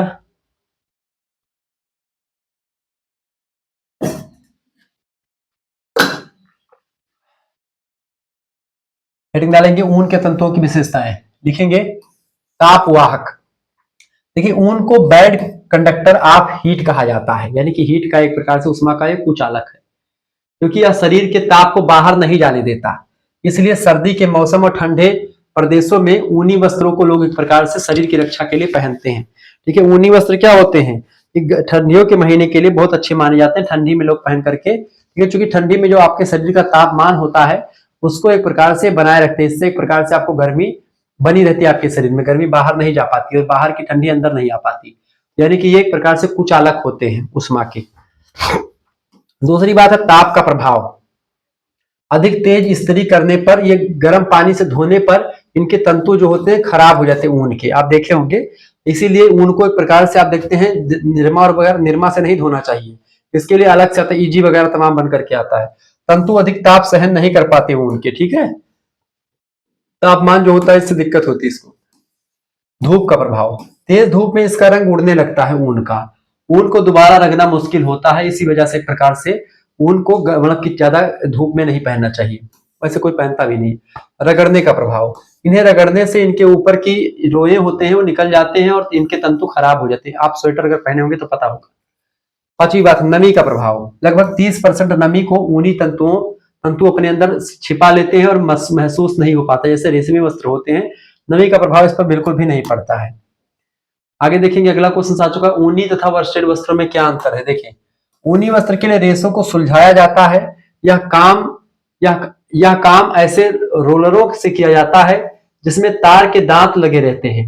रेशे इन रोलरों के बीच से निकालते हैं तो सुलझने के साथ साथ कुछ कुछ समानांतर भी होते रहते हैं और इसमें कि धूल और अन्य बाहरी अशुद्धियां स्वयं झड़ करके पृथक हो जाती हैं। अतः इनके लिए जिन रेशों को तैयार किया जाता है उन्हें पूरी तरह से समानांतर नहीं किया जाता है ऊन को, ठीक है। ये आपका ऊन हो गया, वर्स्टेड जो है एक प्रकार से ये वर्स्टेड हो गया और ये ऊन हो गया, ठीक है। दोनों चित्र को आप देख सकते हैं। वर्स्टेड बनाने के लिए रेशों पर विशेष प्रकार की कार्डिंग की जाती है। तमाम रेशों को पूरी तरह से समानांतर करके ही छोड़ा जाता है। वर्स्टेड वस्त्रों को बनाने के लिए धागे भी एकदम से चिकनी सतह के बनाए जाते हैं तथा वस्त्र भी चिकनी सतह वाला तैयार किया जाता है। रेशों के छोर कहीं भी सतह की रेखा में ऊन नहीं उठ पाते ऊपर, ठीक है। इस प्रकार वर्स्टेड वस्त्र का धागा पूर्ण रूप से चिकना बनाया जाता है और इसके लिए इस पर अधिक बटाई की जाती है। इन अतिरिक्त प्रक्रियाओं की वजह से वर्स्टेड वस्त्र जो होते हैं अत्यधिक मूल्य के होते हैं और ऊनी वस्त्र जो होते हैं उतने महंगे नहीं होते, ठीक है। अगला क्वेश्चन आ चुका है, ऊन पर क्षार का क्या प्रभाव पड़ता है। देखिए ऊन पर क्षारों का हानिकारक प्रभाव पड़ता है। इनसे क्या होता है, तंतु जो होते हैं ऊन के तंतु जो होते हैं वो पीले पड़ जाते हैं। क्षार के पड़ने से क्या होता है, ऊन के तंतु जो होते हैं बेटा वो क्या पड़ जाते हैं, ऊन के तंतु जो है वो पीले पड़ जाते हैं। किससे? ऊन के तंतु पीले पड़ जाते हैं, किससे बेटा, किससे पीले पड़ जाते हैं, तो इसी से, ठीक है, क्षार की वजह से। इसके रेशे आपस में जकड़ जाते हैं। अधिक ताप पर इनका प्रभाव जो होता है अधिक बुरा पड़ जाता है। कास्टिक सोडा के केवल 5% गर्म घोल में ही ऊनी वस्त्र बिल्कुल खराब हो जाते हैं, किंतु अमोनिया और सुहागा इसे हानि नहीं पहुंचाते हैं। अतः इनका प्रयोग ऊनी वस्त्रों को धोने के लिए किया जाता है। यानी अमोनिया और सुहागा ये दो जो रासायनिक तत्व हैं इनका प्रयोग करके ही ईजी वगैरह तमाम प्रकार के बनाए जाते हैं जिससे ऊनी वस्त्रों को धोया जाता है, ठीक है। आगे देखते हैं अगला क्वेश्चन आपका आपके स्क्रीन पर आ चुका है, फटाफट से आप देखिएगा। प्रश्न है, प्राकृतिक तंतुओं पर अम्ल क्षार का क्या प्रभाव पड़ता है? देखिए, प्राकृतिक तंतुओं पर अम्ल और क्षार का प्रभाव अलग अलग तरीके से पड़ता है प्राकृतिक तंतुओं पर। ठीक है, ये बात आप ध्यान रखेंगे। तो बताएं भाई। देखिए, कपास का रेशा सांद्र अकार्बनिक अम्ल जैसे हाइड्रोक्लोरिक अम्ल हो गया, सल्फ्यूरिक अम्ल हो गया, नाइट्रिक अम्ल हो गया, इससे पूरी तरह से नष्ट हो जाता है। इनके तंतु घोल से भी सूती वस्त्र को क्षति पहुंचाते हैं। क्षारीय पदार्थ किससे कपास का रेशा अप्रभावित रहता है? ठंडे क्षार तो क्या खौलते हुए क्षार में भी सूती वस्त्र ठीक ठीक रहते हैं। अतः किसी भी प्रकार के क्षारीय शोधक पदार्थों को इन्हें साफ करने के लिए निर्भय होकर के प्रयोग किया जा सकता है प्राकृतिक तंतुओं पर। सूती कपड़ों की भट्टी में प्राय धोबिया सोडा भी डाला जा सकता है, जो धोबी लोग प्रयोग करते हैं। ठीक है, इससे कोई प्रभाव इस पर नहीं पड़ता। परंतु यदि दाग और धब्बे छुड़ाने के लिए एसिड का प्रयोग अनिवार्य हो जाए तो तंतु घोल का ही प्रयोग करना चाहिए। दाग छूट जाए तो वस्त्र को बार बार शुद्ध जल में खंगाल करके जिससे एसिड का प्रभाव जो है वो जल में मिल जाए और जल मतलब कि एसिड का प्रभाव वस्त्रों में ना रह जाए। अन्यथा एसिड प्रभावित स्थान पर वस्त्र जो होता है वो गल जाता है। एसिड के प्रति छेड़ प्रतिरोधक के कारण से सूती वस्त्र प्राय लगातार पसीना लगने वाले स्थान पर ही सड़ जाते हैं। वस्त्र को मर्सिडाइज बनाने के लिए सोडियम हाइड्रोक्साइड का ही प्रयोग किया जाता है, जिससे वस्त्र की मजबूती, चिकनाहट और चमक जो होता है सब कुछ बढ़ जाती है। तो इस तरीके से हम प्राकृतिक तंतुओं को साफ करते हैं। इन पर क्षार का और अम्ल का क्या प्रभाव पड़ता है मैंने आपको बता दिया। अगला क्वेश्चन आपके स्क्रीन पर आ चुका बेटा। प्रश्न आ चुका है, रेयान वस्त्रों की उपभोक्ताओं के लिए क्या महत्व है? देखिए, रेयान वस्त्रों का उपभोक्ताओं के लिए महत्व, पहला महत्व क्या है? ऊष्मा के अच्छे संवाहक होते हैं रेयान के वस्त्र। देखिए, रेयान वस्त्र जो होते हैं ताप के अच्छे संवाहक होते हैं। ठीक है, इसलिए गर्मी में उपयुक्त होते हैं, ताप के अच्छे समान होते हैं ये। दूसरी बात, अवशोषक। रेयान वस्त्र जो होते हैं विशेष करके विस्कोस रेयान बहुत अच्छे अवशोषक होते हैं ताप के। इसकी अवशोषकता की वजह से गर्मी में तथा अंदर पहनने के वस्त्र हेतु उपयुक्त किया जाता है। तीसरी बात है निम्न प्रतिस्कंदी। इसमें प्रतिस्कंदता कम होने की वजह से कारण से सलवटें जल्दी पड़ जाती हैं। चौथी बात है प्रत्यास्था। इनमें प्रत्यास्था का अभाव होता है। प्रत्यास्था वाला फैलते नहीं, जिसको बोलते हैं प्रत्यास्था वाला होता है, जिसको बोलते हैं इलास्टिसिटी, यानी फैलने वाला वस्त्र। ठीक है, स्ट्रेचेबल नहीं होता है, अतः दबाव पड़ने के स्थान पर झोल पड़ जाता है और कमजोर हो जाते हैं। ठीक है, प्रत्यास्था वाला होता है जैसे स्प्रिंग, देखें स्प्रिंग को जितने दबाओगे, स्प्रिंग को दबाते हैं फिर उसके बाद छोटी हो जाती है, लेकिन फिर उसको छोड़ते फिर उतनी अवस्था में आ जाए, तो उसी को प्रत्यास्था गुणांक कहते हैं। प्रत्यास्था वही है। ठीक है, तो इसमें अगर खींचोगे तो खींच जाएगा, लेकिन झोड़ पड़ जाएगा, फिर वह करके वैसे नहीं हो जाएगा। अगला, कीड़ों का प्रभाव नहीं पड़ता इस पर। देखिए, रेयान वस्त्रों पर कीड़े की लार्वा का कोई प्रभाव नहीं पड़ता है, अतः संग्रह समस्या इसमें नहीं होती, इसको रखने की समस्या नहीं पड़ती है। ठीक है, अगला प्रश्न, नायलॉन और रेयान में क्या अंतर है समझने का प्रयास करते हैं। देखिए, विशेषताओं के आधार पर नायलॉन और रेयान में कई अंतर होते हैं। पहला अंतर देखिए, नायलॉन जो होता है ये तंतु रासायनिक विधि के द्वारा बनाए जाते हैं, जिसमें कार्बन, हाइड्रोजन, ऑक्सीजन और नाइट्रोजन मुख्य रूप से भाग लेते हैं। ठीक है, जबकि रेयान का तंतु जो होता है ये तंतु निष्क्रिय पदार्थ यानी सेलुलोज से बनते हैं। ठीक है, रेयान किससे बनते हैं? सेलुलोज से बनते हैं, जबकि नायलॉन जो होता है कार्बन, हाइड्रोजन, ऑक्सीजन और नाइट्रोजन को मिलाने से बनते हैं। दूसरा अंतर, जो नायलॉन होता है शीत ऋतु के लिए उपयुक्त होता है, ठंडे महीने में पहना जाता है। रेयान जो होता है गर्मी के महीने के लिए पहना जाता है, यानी कि रेयान के वस्त्र गर्मियों में पहने जाते हैं और जो है इसके नायलॉन के वस्त्र ठंडियों में पहने जाते हैं। तीसरा अंतर, नायलॉन को शीघ्र नहीं सूखता, जिससे ये कम भीगते हैं, मतलब बारिश जो होता है मतलब जल को नहीं शीघ्र सूखता ये, और शीघ्र सूख भी जाते हैं, यानी कि जल्दी सूखते हैं और जल्दी भीगते भी नहीं नायलॉन के वस्त्र। जबकि रेयान के वस्त्र नमी का अवशोषण करते हैं और बहुत जल्दी कर लेते हैं, और वापस सूखने में इसमें समय भी लगता है, यानी कि ये सूखते भी बहुत देर में है और नमी अवशोषित जल्दी कर लेते हैं। चौथा अंतर यह है कि जो नायलॉन होता है बेटा ये सिकुड़ते नहीं है, जबकि रेयान जो होता है तंतुओं के वस्त्र सिकुड़ जाते हैं। रेयान जो होता है, नायलॉन जो होता है बेटा वो क्या होता है? नायलॉन जो होता है इन पर नायलॉन पर रगड़ने से, ये नायलॉन इधर वाला है, ठीक है, नायलॉन, ठीक है, और इधर वाला क्या है? रेयान। तो नायलॉन जो होता है नायलॉन पर मतलब कि इन पर रगड़ने और धुलाई क्रियाओं में विशेष फर्क नहीं पड़ता इसमें नायलॉन पर, ठीक है, चाहे जैसे आप धो। जबकि रेयान जो होता है धुलाई के में सावधानी रखनी पड़ती है इसके, क्योंकि भीगने पर ये कमजोर हो जाता है, ठीक है, रेयान का तंतु। अगला अंतर, ये धूप में काफी समय तक रखे जा सकते हैं नायलॉन के तंतु, जबकि रियान के तंतु जो होते हैं ये धूप में अधिक देर तक रहने से क्या होते हैं, खराब हो जाते हैं, क्षतिग्रस्त हो जाते हैं। इसका करेक्ट आंसर मतलब कि ये आपका हो जाएगा पूरा दोनों का अंतर। क्लियर, ध्यान से पढ़ लीजिएगा इसको। आगे देखिएगा, अगला क्वेश्चन आपके स्क्रीन पर आ चुका, फटाफट से आप देखिएगा। प्रश्न बेटा, फैंसी धागे किसे कहते हैं, विभिन्न प्रकार के फैंसी धागों का वर्णन कीजिए। देखिए फैंसी धागे यह जटिल रचना वाले ऐसे धागे होते हैं जिनका निर्माण एक से अधिक वर्ग के धागों से मिलकर के होता है। इसे बनाने में जिन धागों का प्रयोग किया जाता है वे अलग अलग व्यास के और अलग अलग आकार के हो सकते हैं। ठीक है, फैंसी धागे विभिन्नता और नवीनता लाने की दृष्टि से इनमें अधिक या कम वेग पर नमूने फंदे गांठे लगा करके ऐंठन में विभिन्नता देकर के धागे में नमूने और डिजाइन तैयार किए जाते हैं, जिससे ग्राहक इन फैंसी धागों की ओर आकृष्ट हो जाते हैं। फैंसी यार्न कहते हैं धागों को, अंग्रेजी में यार्न कहा जाता है।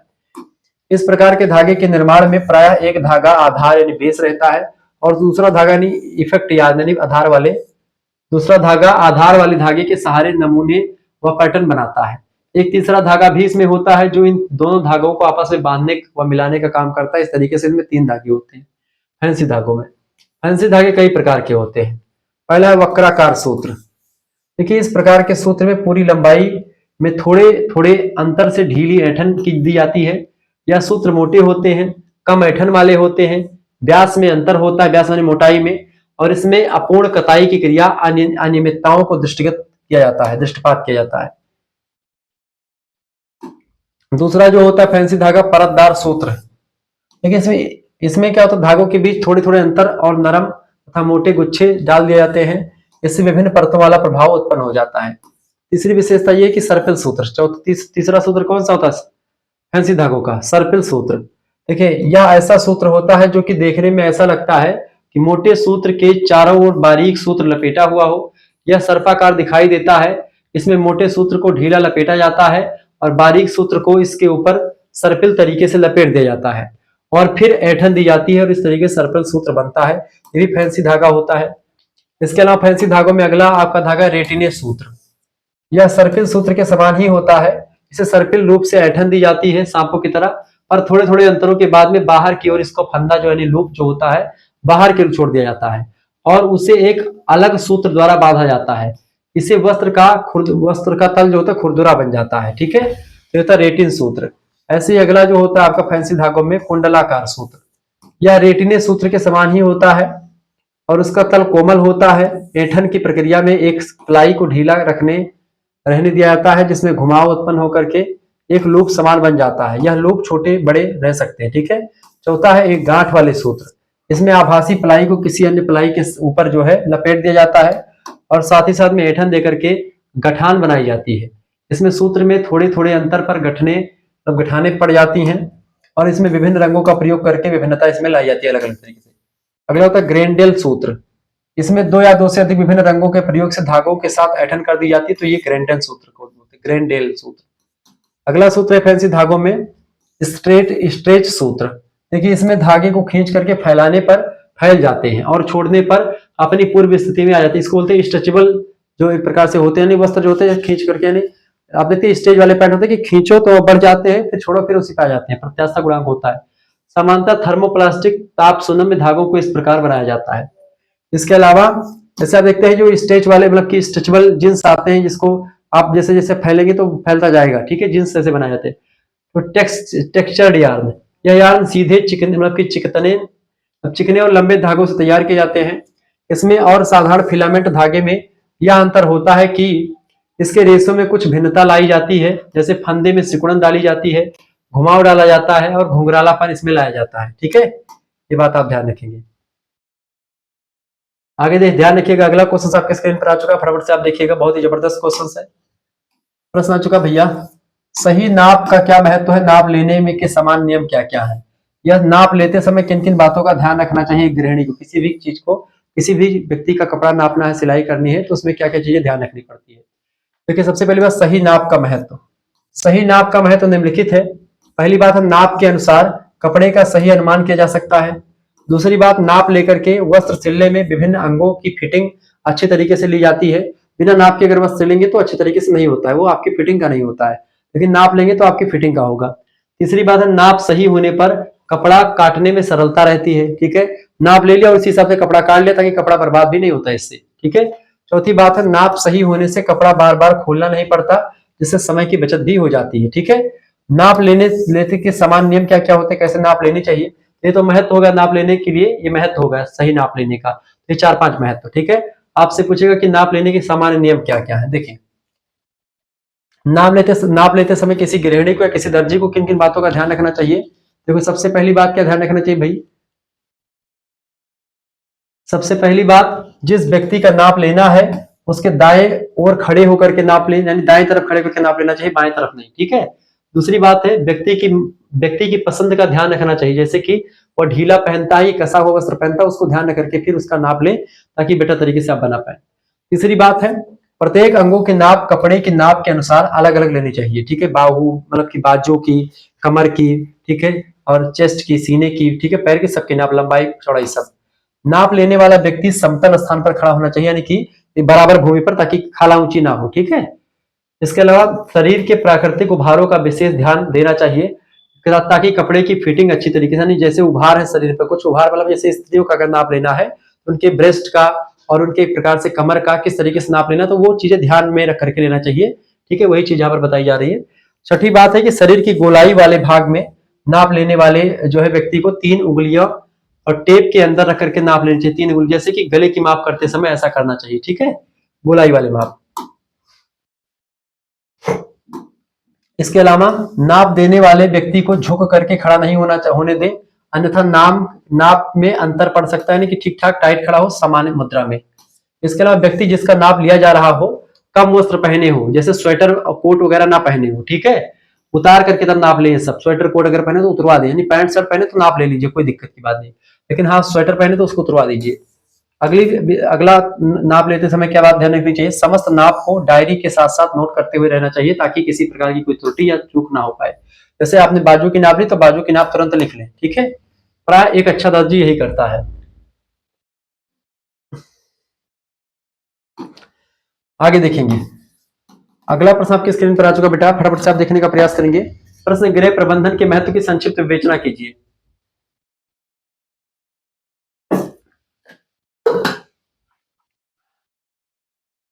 गृह प्रबंधन क्या होता है बताएं। गृह प्रबंधन का महत्व संक्षिप्त में विवेचित कीजिए। देखिए, गृह प्रबंधन का महत्व परिवार के सभी सदस्यों के लिए है। यदि किसी परिवार में गृह प्रबंधन नहीं है तो समुचित आय होते हुए भी परिवार के सदस्यों की आवश्यकताओं की समुचित पूर्ति नहीं हो पाती है। आवश्यकताओं में असंतुलन हो जाता है, आय व्यय का संतुलन बिगड़ जाता है। यदि गृह प्रबंधन समुचित रूप से लागू नहीं किया जाता बेटा तो पारिवारिक व्यवस्था बिल्कुल से बिगड़ जाती है, खराब हो जाती है।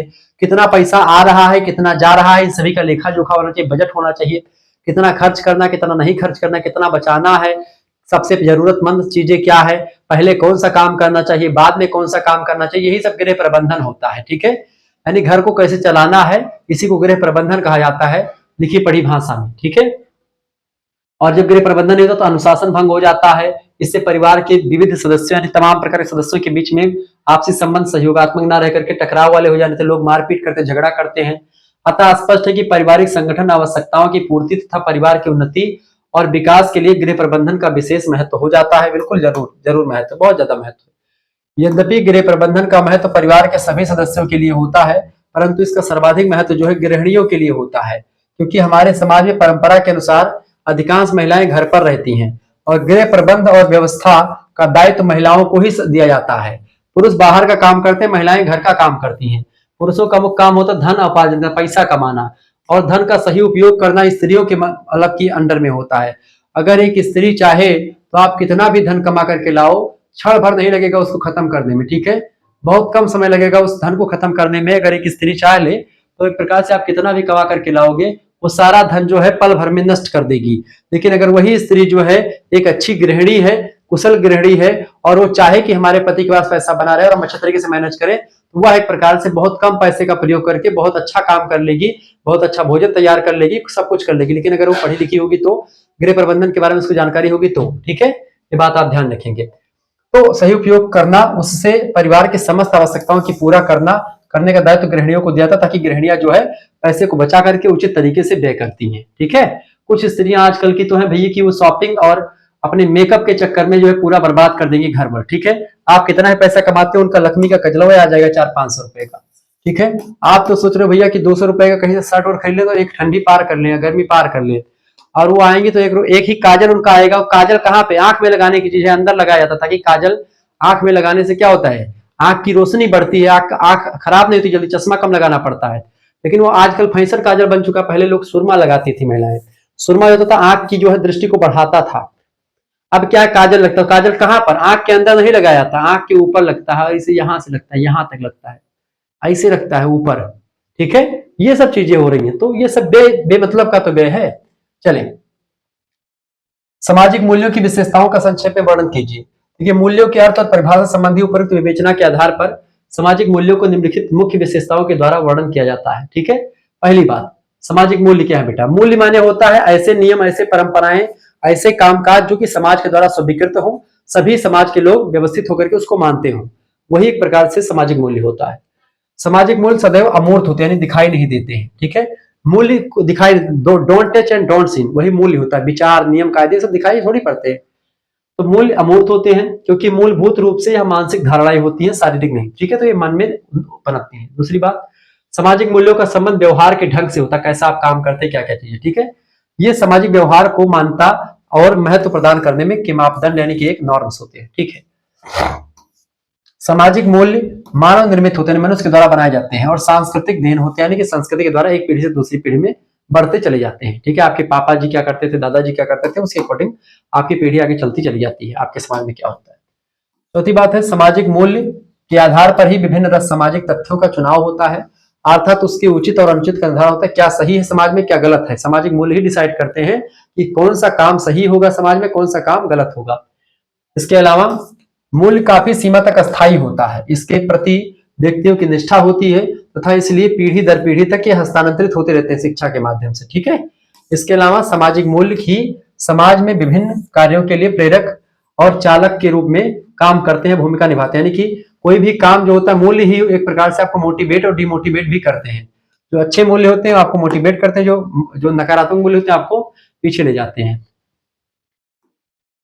आगे देखेंगे, प्रश्न, मूल्य ग्रहण करने की प्रक्रिया को समझाइए। मूल्यों के चुनाव की प्रक्रिया को समझाइए, चाहे ऐसे कोई भी प्रश्न पूछे। देखिए, कई बुद्धिमान व्यक्ति यह विश्वास करते हैं कि वर्तमान समय में संचार साधनों और तकनीकी के क्षेत्र में परिवर्तन की वजह से व्यक्तियों के लिए मूल्य ग्रहण करने के संबंध में कौशल विकसित करना बहुत ही महत्वपूर्ण हो गया है। कौशल माने कि स्किल, स्किल यानी मूल्य के साथ साथ, यानी को मूल्य तो जान ही रहे हैं, वो अपनी वैल्यू समझ रहे हैं, सोशल वैल्यू के बारे में पता है उनको, लेकिन वो एक प्रकार से कुछ स्किल भी उनके पास होनी चाहिए। रथ, हार्विन और साइमन ने मूल्य ग्रहण करने के लिए कई चरणों का उल्लेख किया। पहली बात तो ये स्वतंत्रता पूर्वक चुनाव करें मूल्य का। दूसरी बात है विकल्पों के मध्य चुनाव करें, कई मूल्य हैं तो उनमें से कौन सा मूल्य सही होगा आपके लिए वो आप डिसाइड करें। तीसरी बात, विकल्पों के विचार पूर्ण अध्ययन के बाद ही चुनाव किया जाए मूल्यों का, ये कौन सा मानना है। मूल्य जब निर्धारित हो जाए तो उसका समर्थन करें और आगे के पीढ़ी के लिए उसको बताएं कि ये सही है, फिर उसके अंदर उसको प्रमाणित करें ताकि एक प्रकार से आने वाली पीढ़ी जो है उसको इतना मेहनत ना करना पड़े और वो इसी मूल्य को जो प्रमाणित करवाया हमने उसी मूल्य को मानने की शुरू कर दे। ठीक है, ये एक प्रकार से मूल्य ग्रहण करने की प्रक्रिया में 4 चीजें 5 चीजें होती हैं। ठीक है, आगे बढ़ते हैं। अगला प्रश्न आपके स्क्रीन पर आ जाएगा, शक्ति व्यवस्थापन की योजना। शक्ति व्यवस्थापन की योजना बनाते समय किन किन बातों का ध्यान रखना चाहिए। देखिए, शक्ति की योजना, शक्ति माने कि कहां पर कौन सी शक्ति, पावर कहां पर कितनी खर्च करनी है, उसी की योजना बनाना ही शक्ति योजना होती है। शक्ति की योजना बनाते समय निम्न बातों को ध्यान में रखना चाहिए, जैसे कि हल्के कार्य पहले करें और भारी कार्य बाद में करें। ठीक है, सबसे पहली बात, कोई भी काम करने से पहले छोटे छोटे काम को निपटा लें, फिर बड़े कामों को करें। ठीक है, अब पहले ही बड़े काम कर देंगे तो फिर छोटा काम करने का मन ही नहीं करेगा, बंद हो जाएगा। ठीक है, ध्यान रखिएगा। जैसे मेरा हाल होता है, मैं सोचता हूँ कि भाई छोटी वीडियो बना लो, मतलब कि देखिए चैप्टर वाइज अगर वीडियो में बनाऊं तो ये मैराथन क्लास के माध्यम से अगर जो बनाता हूँ 2-3 घंटे में, इसमें 4-5 वीडियो आपकी बन जाएगी कम से कम चैप्टर हिसाब से अगर देखा जाए तो। ठीक है, चलिए, तो पहली बात क्या है कि हल्के काम पहले करें और भारी काम बाद में करें, ये होता है कार्य का व्यवस्था शक्ति का व्यवस्थापन। ठीक है, दूसरी बात, कार्य, विश्राम और मनोरंजन तीनों का पर्याप्त महत्व दिया जाए, यानी कि सबसे पहले काम करें, फिर विश्राम करें, फिर थोड़ा मनोरंजन करें, फिर काम करें, फिर विश्राम करें, फिर मनोरंजन करें। इस तरीके से ये चीजें तालमेल में बैठा करके चले। तीसरी बात है, कार्य योजना में विश्राम को पर्याप्त स्थान दिया जाए, यानी कि कार्य करने के बाद विश्राम भी रखा जाए। कार्यकर्ता की शारीरिक और मनोवैज्ञानिक दशाएं को ध्यान में रख करके योजना बनाई जाए ताकि एक प्रकार से कोई कार्यकर्ता किस उसकी शारीरिक स्थिति क्या है और उसकी मानसिक स्थिति क्या है। ठीक है, वो दोनों को ध्यान में रख करके तभी कोई योजना या प्लान बनाया जाए। आगे थकान क्या है? देखिए थकान जो होती है पूर्व में किए गए कार्य की वजह से, यानी कि आपने खूब काम किया, जैसे मैं इस समय थका हुआ, बहुत थका हुआ हूँ, ठीक है, क्योंकि मैंने इससे पहले रात में क्लास ली थी, ठीक है, और ये क्लास आपकी फिर दिन में ले रहा हूँ, ठीक है। दिन में शुरुआत में मैंने आपको बताया रात में ना, रात में जो है इससे पहले वाली क्लास ली थी मैंने, जो आपकी क्लास थी, क्या नाम है उसका, home science 4th semester class, ठीक है। और ये क्लास में मैंने एक प्रकार से दिन में लिया, तो दोनों क्लासेस लेने में एक प्रकार से सुबह उठकर फिर दिन भर से भिड़ा ही, आप देखते हो पूरा दिन हमको मेहनत ही करना है, क्योंकि आज तो मैंने आपको बताया शुरुआत में, हालांकि इस पर नहीं आते, मुद्दे पर आते हैं।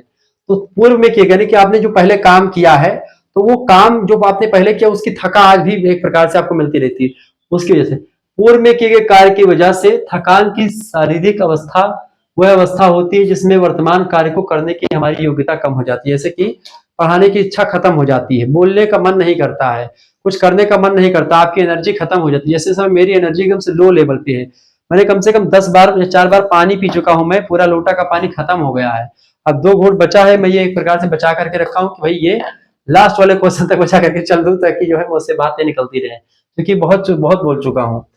चलिए अगला प्रश्न, थकान के प्रकार बताएं। देखिए थकान 2 प्रकार की होती है बेटा, एक होती है सर, जैसे इस समय में मानसिक थकान से भी हो, शारीरिक थकान तो कम हुए लेकिन मानसिक थकान बहुत ज्यादा है, ठीक है। तो एक होती है मानसिक थकान और एक होती है शारीरिक, यानी शारीरिक थकान शरीर से थक जाओ, उदार गोड़ने लगो, कोई मेहनत करो, ठीक है, तो वो शारीरिक थकान है। एक होती है अशारीरिक, जिसको आप मनोवैज्ञानिक थकान कहते हैं, जैसे कि इस समय मेरी हालत है, ठीक है, आपका मन दिमाग सब कुछ एकदम से थक चुका है, बस आपको रेस्ट करने की जरूरत है। चलिए जैसे आपको पढ़ाएंगे, पढ़ाने के बाद में थोड़ा सा रेस्ट करेंगे मुश्किल से आधे घंटे, उसके बाद में फिर तुरंत से रेस्ट कहाँ है, अभी तुरंत फिर भीड़ जाना है, दूसरा काम है, आज चूंकि तमाम गेस्ट वगैरह आए होंगे तो फिर उनको देखना पड़ेगा, भंडारा वगैरह है तो तमाम सभी लोग आएंगे, अभी खाने पीने के लिए उनको खिलाना पिलाना पड़ेगा। चलिए बहुत सारे बच्चे हैं लेकिन भाई हमको भी निकलना पड़ेगा, सभी लोग हमारे रूम में आकर के बैठेंगे, गुरुजी कहाँ है। चलिए कार्य सरलीकरण क्या होता है बेटा? ये किसी भी कार्य को करने का सबसे आसान सबसे सरल तरीका जो होता है और सबसे कम समय में करने का तरीका ही कार्य सरलीकरण होता है। जैसे कोई काम को कम समय में, कम टाइम में, कम पैसे खर्च करके, कम मेहनत करके किसी काम को बहुत अच्छे तरीके से कर लिया जाए, उसी को कार्य सरलीकरण कहा जाता है, ठीक है, ये बात आप ध्यान रखेंगे। अगला प्रश्न, कार्य सरलीकरण की तकनीक बताइए। देखिए कार्य सरलीकरण की कई तकनीकें, जैसे कि एक होती है औपचारिक तकनीकी और एक होती है पेन व पेंसिल की तकनीक, यानी कि औपचारिक माने होता है कि एकदम से सिस्टम से, और एक होता है बिना सिस्टम के, ठीक है। अगला, कार्य सरलीकरण के कुछ प्रमुख उपकरणों के नाम बताएं। जैसे कि आजकल क्या महिलाओं के लिए कार्य सरलीकरण बड़ा उपयोगी हो गया है, जैसे पहले जो है, जैसे अब गैस हो चुका है, गैस माने इंडक्शन चूल्हा हो चुका है जो बिजली से चलता है, ठीक है, बटन दबा दिया, गैस, माचिस की तीली जलाना नहीं पड़ता है, माचिस छोड़ो, वो जो क्या होता है इसको बोलते, क्या बोलते हैं जिसको गैस जलाते हैं, अरे लाइटर, लाइटर की आवश्यकता भी नहीं, उसको दबाना भी नहीं पड़ रहा है महिलाओं को, जैसे चाय उठाया, चाय रख दिया इंडक्शन पर, वो बटन दाब दिया बस केवल एक ठू, वो चल रहा है। अच्छा ये भी नहीं दिक्कत है कि अगर 100 पर कर दिया तापमान, 200 डिग्री कर दिया, 150 कर दिया, कितना जल्दी पकाना है, कम जल्दी पकाना है, इसे छोड़ दो, उबाल भी नहीं आता है, अगर सही से व्यवस्थित कर दो उस पे तो उबाल भी नहीं आता है उसमें, इंडक्शन चूल्हे में। ये सब कार्य यानी कम समय में बेहतर कार्य हो रहा है, लेकिन स्वाद जो है इंडक्शन चूल्हे और गैस का थोड़ी आता है, चूल्हे की रोटी का ही स्वाद आता है वास्तव में। तो गैस के आ जाने से चूल्हा झोंकना नहीं पड़ता, पहले चूल्हे के लिए लकड़ी इकट्ठा करो, कंडा इकट्ठा करो, उसको लगाओ, तब जाकर के बनता था। आजकल क्या, गैस जलाओ तुरंत फट से रोटी बनी तैयार, इंडक्शन चूल्हा, प्रेशर, पहले आधान रखते थे, बटुली में एक प्रकार से बटुला होता था, भदेला होता था, उसी में चढ़ाया जाता था, उसमें पानी पहले गर्म होता था आधा घंटा, तब उसमें चावल डालते थे, चावल थोड़ा सा, फिर कभी चावल ज्यादा, चावल पानी खूब ज्यादा होता था, कभी कम हो जाता था, चावल गीला हो जाता था बटुली में बनाने पर, ठीक है, बटुले में। आजकल क्या, प्रेशर कुकर में 1 अंगुल 2 अंगुल चावल ऊपर डालो, तुरंत पानी रखो, तुरंत बंद करो, सीटी लगाओ, 2 सीटी है तैयार बना, ठीक है। तो pressure cooker, heater, fridge, mixer, juicer, grinder, विद्युत टेस्टर, टोस्टर, विद्युत प्रेस, विद्युत मोटर, वॉशिंग मशीन, कपड़े धुलने के लिए वॉशिंग मशीन, कपड़ा उठा करके डालो, निरमा डालो, सब डालो, बटन दाब दो, घुमा रहा है, साफ कर दिया, उसमें वो एकदम से पानी वाला भी साफ कर दिया, ठीक है, उधर डाला, सुखवाद भी दिया, मतलब सब कुछ अब आ चुका है। ये सब कार्य सरलीकरण के उपकरण है, तरीके हैं। अगला प्रश्न, पारिवारिक बजट से आप क्या समझते हैं? पारिवारिक बजट एक प्रकार का व्यवस्थित प्रालेख होता है या प्रपत्र होता है, जिसमें क्या होता है, परिवार से रिलेटेड तमाम प्रकार की एक समय में, एक निश्चित अवधि में होने वाला आय व्यय का खर्चा विवरण दिखाई देता है। ऐसे 1 महीने का हो सकता है, एक साल का हो सकता है, या 1 सप्ताह का हो सकता है, ठीक है। यानी एक साल में एक घर का कितना आय, कितनी पैसे कमाते हैं, कितना खर्चा है, या 1 महीने में एक परिवार में कितना खर्चा हो रहा है और कितना कमाया जा रहा है, इसी का लेखा जोखा पूरा का पूरा रखना ही पारिवारिक बजट कहा जाता है। ठीक है, बजट बनाने का क्या उद्देश्य है? देखिए, बजट बनाने के प्रमुख उद्देश्य होते हैं गृह व्यवस्था को सुचारू रूप से बनाया जाए, यानी कि सही तरीके से गृह व्यवस्था को चलाया जाए। जैसे कि एक देश को चलाने के लिए बजट की जरूरत पड़ती है, ऐसे ही परिवार को चलाने के लिए भी बजट की जरूरत पड़ती है। कितना कमा रहे हो, कितना खर्चा होगा, किन चीजों में खर्चा होगा, कौन सी चीजें अच्छी है, कौन सी चीजें बुरी है, किन चीजों पैसे से मोटरसाइकिल लाए कि घर बनवाए, तो पहले घर बनवाए तब मोटरसाइकिल लाए। ठीक है, वस्त्र खरीदे कि एक प्रकार से मदिरा पिए, तो वस्त्र खरीदे, बाद में मदिरा पिएंगे जब बचेगा पैसा तब। ठीक है, ये चीजें ध्यान रखना। आटा खरीदे कि वस्त्र खरीदे, तो पहले आटा खरीदे तब वस्त्र खरीदे, क्योंकि पहले रोटी फिर कपड़ा फिर मकान, तीन आवश्यकताएं होती है। पारिवारिक बजट के किस प्रकार को सर्वोत्तम माना जाता है? तो परिवार बचत के मतलब बचत का जो बजट होता है, यानी कि ऐसा बजट बनाए जिससे क्या हो, बचत हो। ठीक है, यानी आय के हिसाब से बनाए ताकि एक प्रकार से बचत ज्यादा हो, ये सबसे अच्छा माना जाता है। यदि पारिवारिक बजट में पारिवारिक आय के बराबर ही पारिवारिक व्यय का प्रावधान होता है तो बजट को क्या कहेंगे? पारिवारिक आय के बराबर ही पारिवारिक व्यय का प्रावधान होने पर उस पारिवारिक बजट को संतुलित बजट कहा जाता है, कि ना तो भाई बच रहा है ना कुछ करे, जितना पैसा आ रहा है उतना खर्च हो जा रहा है। ठीक है, अगला क्वेश्चन आपके स्क्रीन पर आ चुका, फटाफट से आप देखेंगे। प्रश्न है, नीचे के धागों में गुच्छे बनने को संक्षेप में स्पष्ट कीजिए।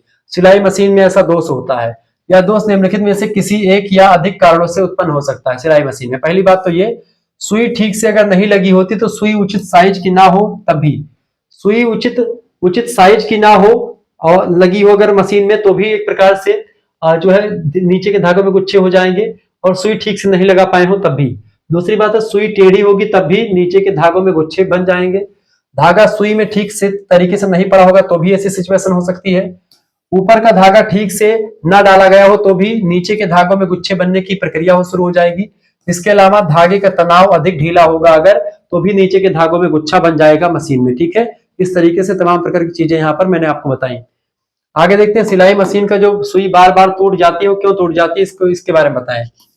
सुई के बार बार टूटने को संक्षेप में स्पष्ट कीजिए। देखिए, कई वजह से सुई टूटती है। पहली कारण यह है कि सुई कपड़े में उपयुक्त ना हो, कि कपड़ा ज्यादा टाइट है और सुई नरम सुई लगा दिए हैं तो ऐसे में सुई टूट जाती है। इसके अलावा सुई क्लैंप में पूरी तरह से घुसा करके कसी ना गई हो या क्लैंप ना कसा गया हो तो भी सुई टूट जाती है। इसके अलावा सुई टेढ़ी होगी तो भी सुई टूट जाएगी। बॉबिन केस का रिंग अगर गलत लगाएंगे आप तब भी सुई टूट जाएगी। ठीक है, तो बॉबिन केस का रिंग अगर गलत लगा होगा बेटा तब भी सुई जो है मशीन की टूट जाती, सिलाई मशीन की। ठीक है, अगला प्रश्न आ चुका है। देखिए, मशीन के भारी चलने को संक्षेप में स्पष्ट कीजिए। देखिए, सिलाई मशीन का सचित्र वर्णन आ सकता है तो सिलाई मशीन को बनाने का ढंग सीख लीजिएगा। एक क्वेश्चन हमेशा पूछा था, सिलाई मशीन का सचित्र वर्णन कीजिए। तो इस क्वेश्चन के लिए आपको करना क्या है, सिलाई मशीन के आप जानते हैं पार्ट पुर्जे, आप उसको जरूर पढ़ लीजिएगा। ठीक है, सिलाई मशीन के पार्ट पुर्जों के बारे में कि उसका चित्र कैसे बनाया जाता है। ठीक है, देखिए, मशीन के भारी चलने का संक्षेप मतलब मशीन भारी क्यों चलती है, कठिन क्यों चलती है, गाढ़ा क्यों चलता है मशीन। पहली बात, शटल में धूल या मैल अगर जम जाती है तो मशीन जो होती है वो गाड़ी चलती है। दूसरी बात, बहुत दिनों से मशीन में तेल नहीं डाला गया हो मशीन का, या पुर्जों में तेल नहीं डाला गया हो मशीन के, तो मशीन जो है गाड़ी चलेगी। ठीक है, इसीलिए मशीन का एक तेल आता है, वही मशीन का तेल जो होता है जब उसको डालेंगे सिलाई मशीन के उसमें तो वो जो होता है फिर वो सरल चलने लगता है। शटल या बाबिन केस में धागा अगर फंस गया होता है तब भी जो है मशीन चलाने में कठिनाई का अनुभव होता है, तमाम कारणों से। अगला प्रश्न, बॉबिन के धागों के टूटने के कारणों को बतलाइए। देखिए, यह निम्नलिखित में से किसी कारण से टूट सकता है, जैसे कि यदि बॉबिन में धागा ठीक से न लपेटा गया हो, ठीक है, यदि बॉबिन का पेच अधिक कसा हुआ हो धागे टूट जाएंगे, यदि ऊपर व नीचे धागों के तनाव में अधिक अंतर हो गया हो तो भी धागे बॉबिन के टूट जाएंगे। ठीक है, इसके अलावा यदि शटल या बॉबिन केस ठीक से न लगा हो तो भी धागा टूट जाता है। तो कई कारणों से बॉबिन का धागा जो है वो टूट जाता है, ये बात आप ध्यान रखिएगा। अगला क्वेश्चन आपकी स्क्रीन पर आ चुका बेटा, गृह प्रबंधन या गृह व्यवस्था से आप क्या समझते हैं। देखिए, परिवार के उपलब्ध संसाधनों या साधनों का सदुपयोग के लिए आवश्यक निर्णय लेना, ठीक है, या दिए गए निर्णय के आधार पर परिवार के लक्ष्यों की प्राप्ति करना दिए गए साधनों के हिसाब से। ठीक है, उपलब्ध साधनों का सदुपयोग करना ही गृह प्रबंधन या गृह व्यवस्था कहलाता है। कि आपको ऐसे 1 लीटर तेल दिया गया और बोला गया आपसे कि 1 महीने में 1 लीटर तेल में आपको चलाना है। अब आपको उसी में सब्जी का तड़का लगाना है, दाल को छौंकना भी है उसी में एक प्रकार से अगर बच्चा रो रहा तो उसके सर पर तेल ठोकना भी है। ठीक है, ऐसे में एक प्रकार से 1 लीटर तेल में आपको कैसे मैनेज करना है आप देखेंगी। तो गृह प्रबंधन वही होता है कि 1 लीटर तेल में आपको 1 महीने चलाना है तो चलाना है, आप कैसे चलाएंगे ये आप पे डिसाइड करता है। तो गृह प्रबंधन वही होता है कि आपका एक साधन हो जाएंगे, उचित साधन या कम संसाधनों का प्रयोग करते हुए अधिक से अधिक लाभ प्राप्त करना ही गृह प्रबंधन का उद्देश्य होता है। ठीक है, अगला प्रश्न, गृह प्रबंधन की एक व्यवस्थित परिभाषा दीजिए। गृह प्रबंधन निर्णयों की एक ऐसी श्रृंखला होती है जो पारिवारिक लक्ष्यों की प्राप्ति के लिए पारिवारिक साधनों के प्रयोग की प्रक्रिया को इंगित करती है। इस प्रक्रिया में 3 क्रमिक चरण होते हैं। पहला होता है आयोजन, दूसरा होता है नियंत्रण और तीसरा होता है निष्पादन कार्यों का मूल्यांकन, यानी जो भी हमने काम किया उसका मूल्यांकन करेंगे। पहला क्या, किसी भी काम का आयोजन करेंगे, फिर उसका कंट्रोल में रखेंगे और जो हम काम करके जो फल निकलेगा उसका कार्य का जो होगा उसका मूल्यांकन करेंगे, क्या कार्य सही हुआ गलत हुआ। तो गृह प्रबंधन इन सभी वजह से होता है। अगला प्रश्न आप देखेंगे, गृह प्रबंधन से होने वाले मुख्य लाभों का उल्लेख कीजिए। गृह प्रबंधन से कई सारे लाभ होते हैं, जैसे कि पारिवारिक आवश्यकताओं की पूर्ति हो जाती है। ठीक है, पारिवारिक आवश्यकताओं की पूर्ति में सहायक होता है। इसके अलावा पारिवारिक आय व्यय के नियोजन में सहायक होता है। इसके अलावा रहन सहन के स्तर को उन्नत बनाने में भी गृह प्रबंधन सहायता करता है। पारिवारिक वातावरण को सौहार्दपूर्ण बनाने के लिए भी आवश्यक होता है और परिवार के सदस्यों के नैतिक विकास में भी गृह प्रबंधन ही सहायता करता है। तो गृह प्रबंधन इन सभी वजह से बहुत ही उपयोगी हो जाता है, ये बात आप ध्यान रखेंगे। आगे देखिएगा, अगला क्वेश्चन आपके स्क्रीन पर आ चुका है, फटाफट से आप देखने का प्रयास करें, बहुत ही जबरदस्त क्वेश्चन है। चलिए भाई, प्रश्न समझे। रिबू बुनाई के प्रकार बताएं। रिबू बुनाई क्या होती है? रिबू बुनाई बेटा कई प्रकार की होती है, जैसे कि एक होती है वार्प रिब बुनाई, दूसरी है वेप्ट रिब बुनाई, तीसरी है चौकदार बुनाई, चौकराब रिब, ठीक है, चौथी है आपकी स्ट्राइड रिब, पांचवी है मैट रिब। ये एक प्रकार से 5-6 प्रकार की रिब बुनाई है, इसको आप नोट डाउन कर लीजिएगा, परीक्षा के दृष्टि से बहुत ही ज्यादा महत्वपूर्ण है। यही सब रिब बुनाई के प्रकार हैं बेटा, ठीक है। तो ये सब क्या है? रिब बुनाई के प्रकार हैं, ये बात आप ध्यान रखेंगे। अगला प्रश्न, फैंसी बुनाइयों के विभिन्न प्रकार क्या है? देखिए, फैंसी बुनाइयों के कई प्रकार हैं, जैसे कि डाबी बुनाई फैंसी बुनाई है, जयकार बुनाई भी फैंसी बुनाई है, स्वीवेल बुनाई भी फैंसी बुनाई है, लीनो बुनाई या गॉज बुनाई जिसको कहते हैं वो भी फैंसी बुनाई के अंतर्गत आती है, लेपेट बुनाई भी है और डबल क्लॉथ बुनाई, ये सारी बुनाइयां जो होती है फैंसी बुनाई के अंतर्गत आती है। ठीक है, ध्यान रखिएगा।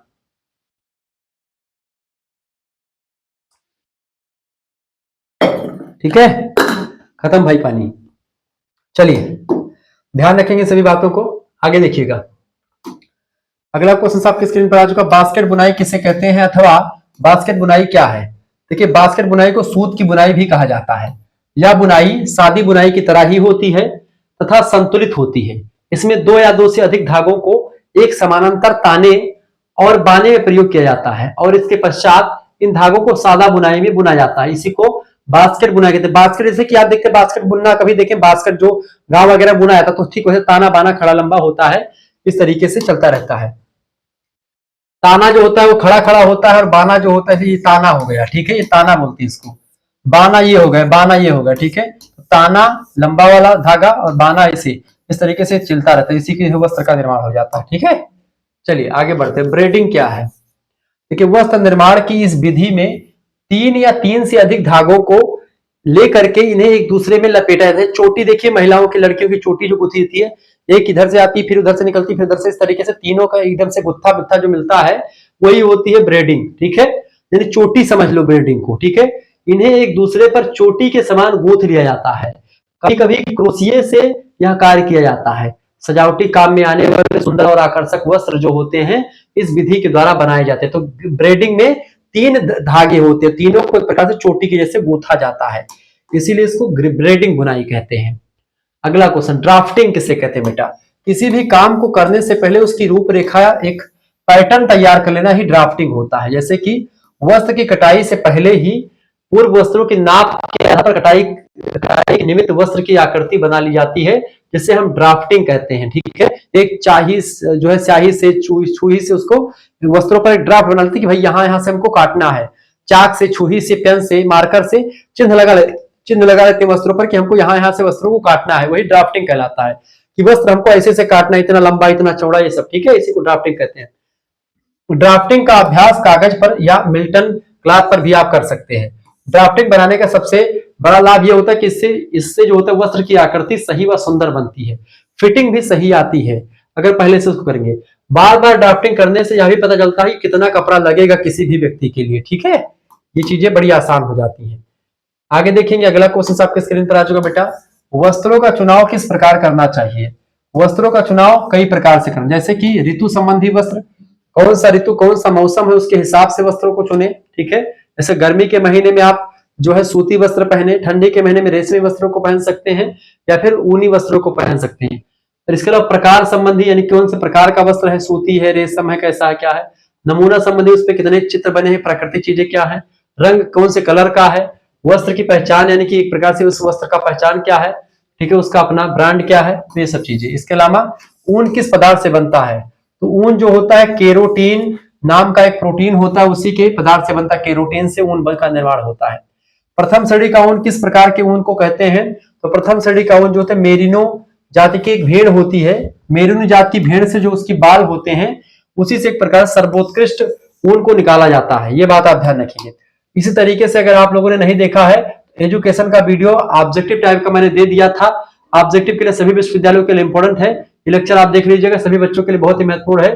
भारतीय शिक्षा प्रणाली का विकास और समस्याएं 2025-26 में MGPRU बरेली, मासा कुंभरी Raja Mahendra Pratap Singh state university, DDU विश्वविद्यालय से सभी विश्वविद्यालयों के लिए ऑब्जेक्टिव बुंदेलखंड झांसी सभी के लिए इंपॉर्टेंट है लेक्चर, ठीक है। ऑब्जेक्टिव देखिए सभी की तैयारी हो रही है, ध्यान रखिएगा।